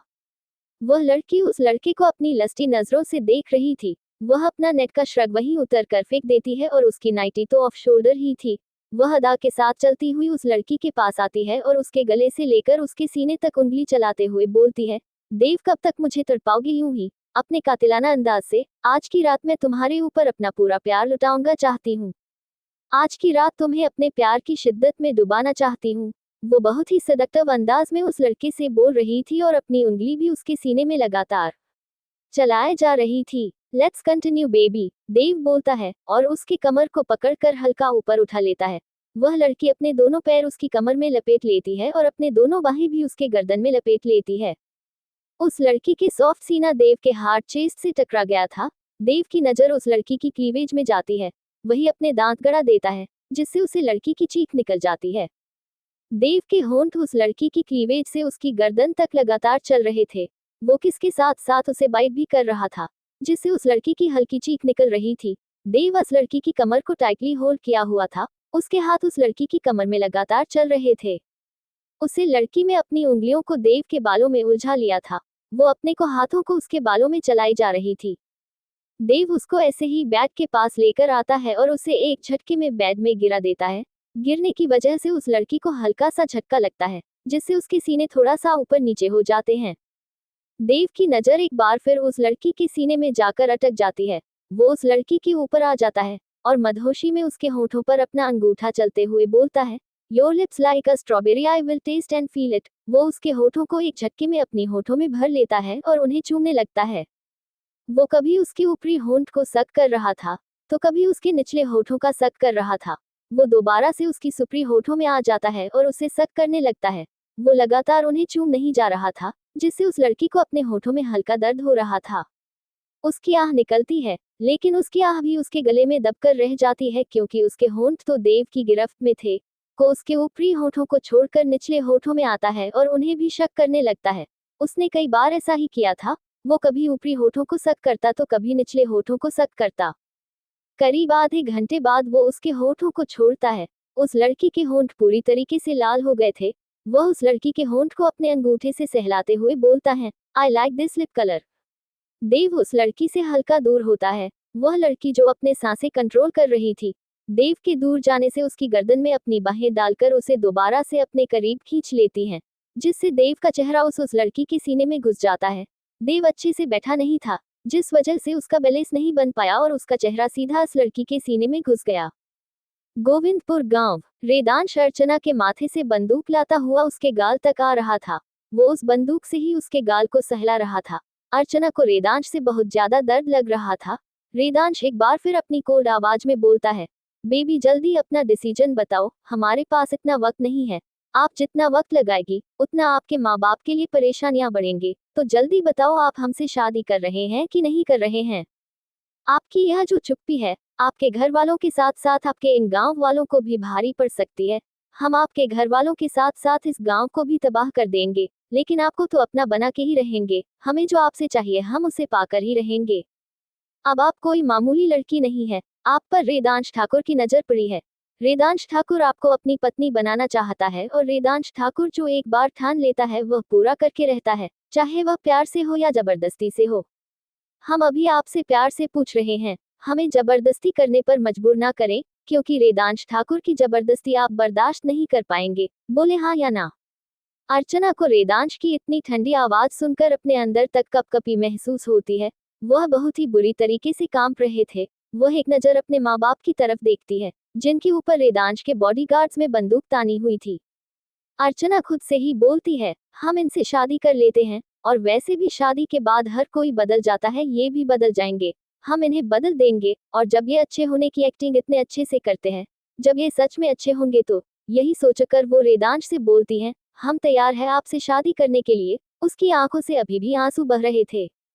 उसने सोच तो लिया था, लेकिन करेगी कैसे उसे तो ये भी नहीं पता था। उसे अभी भी रेदांश से बहुत ज्यादा डर लग रहा था। रे उसके सामने कुछ पेपर बढ़ा देता है और दांश बोलता है, ये लो पकड़ो और इसमें साइन कर दो, हमने साइन कर दिया है। अर्चना एक नजर उन पेपर्स को देखती है। वह पेपर्स शादी के थे। अर्चना के हाथ उन पेपर्स को पकड़े हुए बुरी तरीके से कांप रहे थे। वो अपने कैपते हुए हाथों से उन पेपर में साइन कर देती है और वहीं बैठकर घुटनों के बाल रोने लगती है। उसे बहुत ज्यादा रोना आ रहा था, और रोटी भी क्यों ना। एक पल में उसकी जिंदगी पूरी बदल गई। उसके नाम के आगे किसी और का नाम जुड़ गया। वह किसी की बेटी से किसी की पत्नी बन गई, लेकिन कब तक? सिर्फ कुछ महीनों के लिए। जिंदगी भर तो नहीं, एक बार वह बच्चा उसे दे देगी तो चली जाएगी उसकी जिंदगी से। क्या एक माँ अपना बच्चा किसी को दे सकती है? क्या कभी एक माँ अपने बच्चे को खुद से दूर कर सकती है? उसने अपने माँ बाप और गांव के लिए यह शादी कर तो ली थी, लेकिन अभी भी अपने माँ बाप के लिए डर रही थी, क्योंकि रेदांश के बॉडीगार्ड ने अभी तक उनके ऊपर से गन अलग नहीं करी थी। अभी भी उनके ऊपर गन ताने हुए खड़े थे। अर्चना रेदांश से रोते हुए बोलती है, अब तो हमने साइन कर दिया ना, तो अपने लोगों से कहे हमारे माँ बाप को छोड़ दे, उनके ऊपर से गन अलग कर ले प्लीज, बाबा को चोट लग गई है, उनको दवाई भी करवाना है। रोते हुए वो इतना बोलकर अपने बाबा की तरफ जा रही होती है, लेकिन रेदांश उसका हाथ पकड़ लेता है। अर्चना सवालिया नजरों से रेदांश को देखने लगती है। रेदांश उसका हाथ पकड़ के एक झटके में अपने करीब कर लेता है, जिससे अर्चना के दोनों हाथ रेदांश के कंधे में चले जाते हैं और उसका सर रेदांश की हॉट चेस्ट से जाकर टकराता है। रेदांश अपने हाथ उसकी खुली गोरी कमर में डालकर उसे बिल्कुल खुद से सताते हुए बोलता है, बेबी हमारी शादी हो गई है, तो चलो अपने घर, यहाँ क्या कर रही हो? मायके में रहना अच्छी बात थोड़ी ना होती है। शादी के बाद लड़कियों को अपने घर जाया जाता है, यानी कि अपने ससुराल। वो बोल तो आराम से रहा था, लेकिन वो अपने हर एक शब्द में बहुत जोर दे रहा था। अर्चना रेदांश के सामने हाथ जोड़ते हुए बोलती है, प्लीज हमें छोड़ दे, हमें अपने बाबा के पास जाने दे, उनको चोट लगी है, उनको जरूरत है हमारी, अपने शादी का बोला था तो हमने आपसे शादी कर ली ना, प्लीज हमें छोड़ दे। रेदांश मुस्कुराते हुए बोलता है, हमने शादी का बोला था, आपकी शायद याददाश्त कमजोर हो गई है, आप बादाम खाया करिए, कोई न, अब आप हमारे साथ रहेंगी तो मैं बादाम के साथ साथ काजू किशमिश भी खिलाऊंगा। और हाँ, क्या बोला था हमने, हम जो चाहिए वह तो हम लेकर रहेंगे, और उसके लिए तो हमें घर जाना होगा ना। अब मैं यहाँ सबके सामने तो अपना बंद रूम का रोमांस नहीं दिखा सकता ना। अर्चना के गाल उसकी बात पर पूरी तरीके से लाल हो जाते हैं, गुस्से और शर्म दोनों से। वो अभी भी लगातार खुद को रेदांश से छुड़ने की पूरी कोशिश कर रही थी, लेकिन रेदांश जैसे हटे कट्टे इंसान के सामने वो नाजुक सी पतली दुबली सी लड़की कैसे खुद को छुड़ा सकती थी। रेदांश एक झटके में उसे अपने कंधे पर टांग लेता है और अपने लंबे कदम बाहर की तरफ बढ़ा देता है। बाहर एक बॉडीगार्ड पहले से ही गेट का दरवाजा खोलकर खड़ा था। रेदांश अर्चना को बैक सीट पर लगभग पटक देता है और खुद आकर ड्राइविंग सीट में बैठ जाता है। अब तक सारे बॉडीगार्ड्स भी कार में बैठ चुके थे। वह गाड़ियां एक तेज रफ्तार के साथ वहां से गायब हो जाती है, जैसे कि वहां कोई गाड़ी थी ही नहीं। वहां अब सिर्फ धूल की धूल थी, धूल के अलावा वहां कुछ भी नहीं दिखाई से रहा था। उनकी गाड़ी एक घने जंगल से होती हुई गुजरती है। वह जंगल पूरा का पूरा अंधेरे में डूबा हुआ था। आसपास से जंगली जानवरों की आवाज आ रही थी। अर्चना उन आवाजों को सुनकर बहुत ज्यादा जाती है। उसे बहुत ज्यादा डर लग रहा था, क्योंकि कार की विंडो खुली हुई थी, जिसे वो आवाजें सीधा उसके कानों में पड़ रही थी।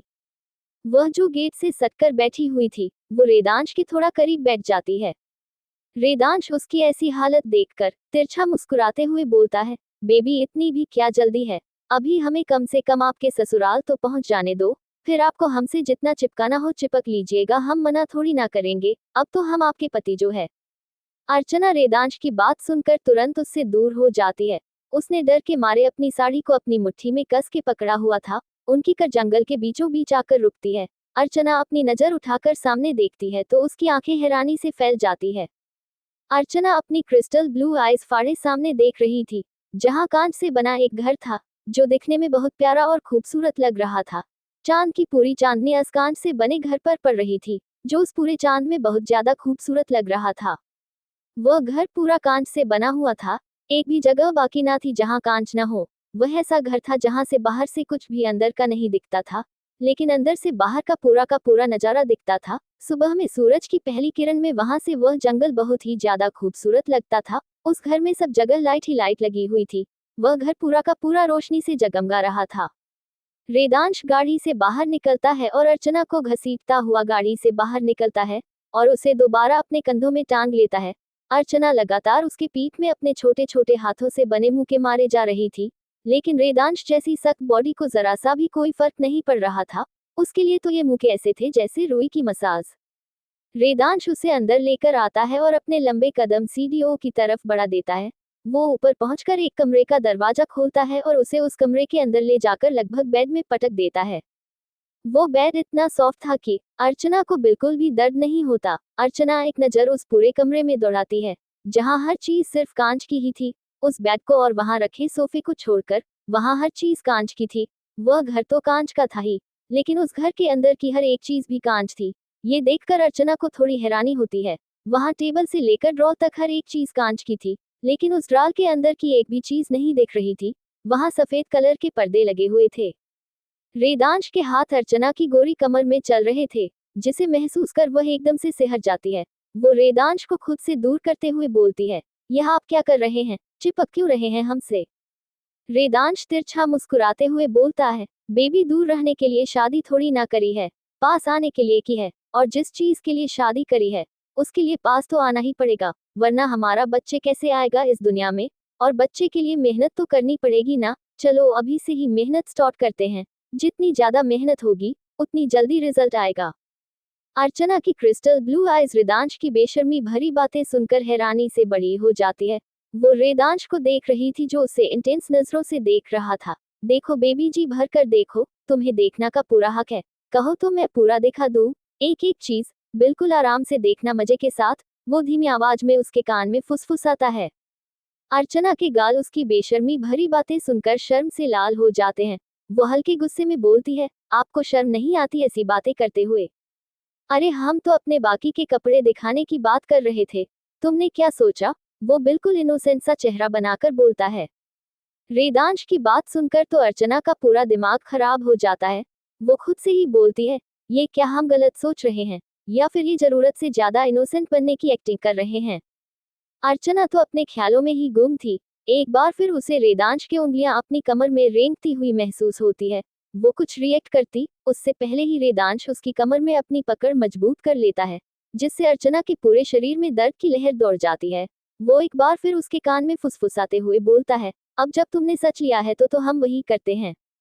वो अपना दूसरा हाथ उसके गालों में चलाने लगता है। अर्चना खुद को छुड़ाने की कोशिश कर रही थी, लेकिन वेदांश उसको छोड़ ही नहीं रहा था।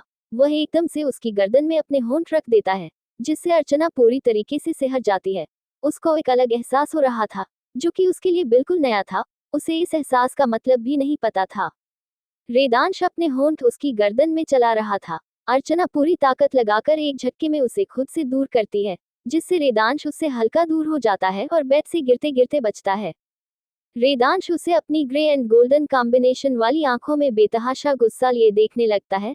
अर्चना अपना थूक निगलते हुए बोलती है, ये क्या हरकत कर रहे हैं आप, क्या बोल रहे हैं हमसे, अपनी हैवानियत दिखा रहे हैं हमें, आप हैवान और दरिंदे हैं। वेदांश उसके जबड़ों को कसके दबा देता है और गुस्से में दांत पीसते हुए बोलता है, हैवान दरिंदा, अभी तुमने हमारी हैवानियत दरिंदगी देखी ही कहाँ है। एक बार देख लेगी ना तो हैवानियत शब्द भी कम पड़ जाएगा। फिर कुछ सोचकर बोलता है, हमने तो सुना था तुम्हारे ऊपर दुर्गा माँ आती है। कहाँ है दुर्गा माँ, बताओ कहाँ है दुर्गा माँ, तुम्हें तुम्हारी दुर्गा माँ बचाने नहीं आए। अर्चना खुद को छुड़ाने की कोशिश करते हुए बोलती है, आप जैसे हैवानों को मारने के लिए माँ पार्वती ने काली माता का रूप लिया था। आप जैसा हैवान भी मरेगा, बहुत जल्द मरेगा। उसकी आवाज घुट रही थी। वेदांश उसके गालों को कस के दबा देता है और अपने होठों को उसकी गर्दन में रखकर रफली चलाने लगता है। अर्चना को अपने गालों में बहुत तेज दर्द हो रहा था, क्योंकि वेदांश की पकड़ उसके गालों में बहुत तेज थी। वह उसके होठों में हल्का किस करता है, फिर उससे जरा सा दूर हो एक नजर उसके होठों को देखता है और दोबारा से उसके होठों को अपने होठ में भर कर किस करने लगता है। वो लगातार उसके होठों को चबाए जा रहा था और उसके हाथ लगातार उसकी पूरी बॉडी में चल रहे थे। वो कभी उसकी कमर में अपने हाथों को चला रहा था तो कभी उसके हाथों में अपने हाथों को चला रहा था। अर्चना खुद को छुड़ाने की बहुत ज्यादा कोशिश कर रही थी। वह लगातार वेदांत को धक्का दिए जा रही थी, जिससे वेदांश पूरी तरीके से इरिटेट हो गया था। वो उसके होठों में हल्का बाइट कर उससे दूर होता है। अर्चना एक जोरदार थप्पड़ वेदांश के गालों में जड़ देती है, जिससे उसका गाल एक साइड झुक जाता है। अर्चना ने अपनी पूरी ताकत लगाकर उसकी थप्पड़ मारा था। वेदांश की आंखें पूरी लाल हो गई थी। वो गुस्से में बुरी तरह से कांप रहा था। वो बहुत ज्यादा डरावना लग रहा था। अर्चना तो उसके इस रूप को देखकर बुरी तरह से कांपने लगी थी। वेदांत एक झटके में उसकी गर्दन में अपनी पकड़ मजबूत कर देता है और गुस्से में दांत पीसते हुए बोलता है, हाउ डरेगा टू स्लैप मी। गुस्से में उसकी हाथों और माथे की नसें उभर आई थी। वो अर्चना की गर्दन एक झटके में छोड़ दे देता है, जिससे अर्चना सीधे जमीन में जाकर गिरती है। उसके सर में हल्की चोट भी लग जाती है। अर्चना लंबी लंबी सांसें खींच रही थी। अगर वेदांश उसे नहीं छोड़ता तो वो सीधा भगवान जी के पास पहुंच जाती। अब उसकी आंखों में वेदांश के लिए खौफ दिखाई दे रहा था। रेदांश अपने पंजों के बल बैठकर उसके जबड़ों को कसके दबाते हुए बोलता है, यही तुम्हारी औकात है हमारे पैरों में गिरने की, तुम जैसे लोग हमारे पैरों की धूल के बराबर हो। अर्चना रोते हुए बोलती हैं, आप क्यों कर रहे हैं ऐसा? आप तो इतने अच्छे इंसान थे तो फिर ऐसे क्यों बन रहे हैं? आप तो इतने बड़े बिजनेसमैन हैं, आपका दुनिया में नाम चलता है तो फिर आप ऐसे क्यों बन रहे हैं? क्यों खुद की वजह से लोगों को तकलीफ दे रहे हैं? रेदांश तिरछा मुस्कुराने लगता है और तेज आवाज में बोलता है, दुनिया की एक ही रीत है, इंसान अपना फायदा देखता है, दूसरों का नुकसान नहीं। मुझ पर एक कहावत खूब अच्छे से फिट बैठती है, अपना काम बनता भाड़ में जाए जनता। मुझे जनता से कोई फर्क नहीं पड़ता, मुझे सिर्फ अपने फायदे से मतलब है। इतना बोलकर वह दोबारा अर्चना के ऊपर आ जाता है। अर्चना उसके सीने में हाथ रखकर उसे खुद से दूर करने की कोशिश करने लगती है। रेदांश उसके दोनों हाथों की उंगलियों में अपने दोनों हाथों की उंगलियां फंसाकर उसके दोनों हाथों को ऊपर कर देता है और खुद उसके ऊपर जाकर उसकी गर्दन में किस करने लगता है और बाइट भी करता है, जिससे अर्चना की एक तेज चीख निकल जाती है, जो उस पूरे कमरे में गूंजने लगती है। क्योंकि रेदांश ने बहुत जोर से उसके काटा था, वहां से हल्का खून भी निकलने लगा था। वो अपने होठों को दोबारा उस जगह में रखकर उसे सक करने लगता है। अचानक वहां की लाइट चली जाती है, वहां अब सिर्फ और सिर्फ अंधेरा था। चांद की पूरी चांदनी उस कांच से बने घर में पड़ रही थी। उनके कमरे की खिड़की खुली हुई थी, जिससे वह चांद की चांदनी पूरा उनके ऊपर पड़ रही थी। रेदांश अर्चना के ऊपर बहुत ही रोमांटिक अंदाज में चढ़ा था। उन्हें देखकर ऐसा लग रहा था जैसे एक भेड़िया अपने शिकार का शिकार कर रहा हो। रेदांश कभी उसके पेट में किस कर रहा था, तो कभी उसकी कमर में, तो कभी उसके होठों में, तो कभी उसके चेहरे में, कभी उसके हाथों में। तभी रेदांश का फोन बजाने लगता है। वो गुस्से में फोन निकाल कर देखता है, वह फोन इम्पोर्टेंट था। वो अर्चना को वहीं छोड़कर वहां से बाहर चला जाता है। वो उस घर से निकलकर अपनी गाड़ी में बैठता है और अपनी गाड़ी को फुल स्पीड में वहां से बढ़ा देता है। उसकी गाड़ी हवा से बातें करती हुई वहां से निकल जाती है। थोड़ी देर बाद उसकी गाड़ी एक बड़ी सी हवेली के बाहर आकर रुकती है। रेदांश अपनी गाड़ी से निकलकर एक नजर अपने सामने बनी हवेली को देखता है। वह हवेली ठाकुर हवेली थी। रेदांश उस हवेली के अंदर अपने लंबे कदमों से चला जाता है। वह एक कमरे के बाहर आकर रुकता है, जहां से बहुत ज्यादा चीखने चिल्लाने की आवाज आ रही थी। ऐसा लग रहा था जैसे उस कमरे के अंदर किसी को बुरी तरीके से मारा जा रहा हो और वह खुद को छोड़ने की भीख मांग रहा हो। वो उस कमरे का दरवाजा खोलकर उस कमरे के अंदर चला जाता है और वहां रखे किंग साइज चेयर पर एक पैर के ऊपर दूसरा पैर रखकर बिल्कुल रॉब के साथ बैठ जाता है। वही सामने एक आदमी घुटनों के बाल बैठा हुआ था, जिसके हाथ पीछे कमर में जंजीर से बंधे हुए थे।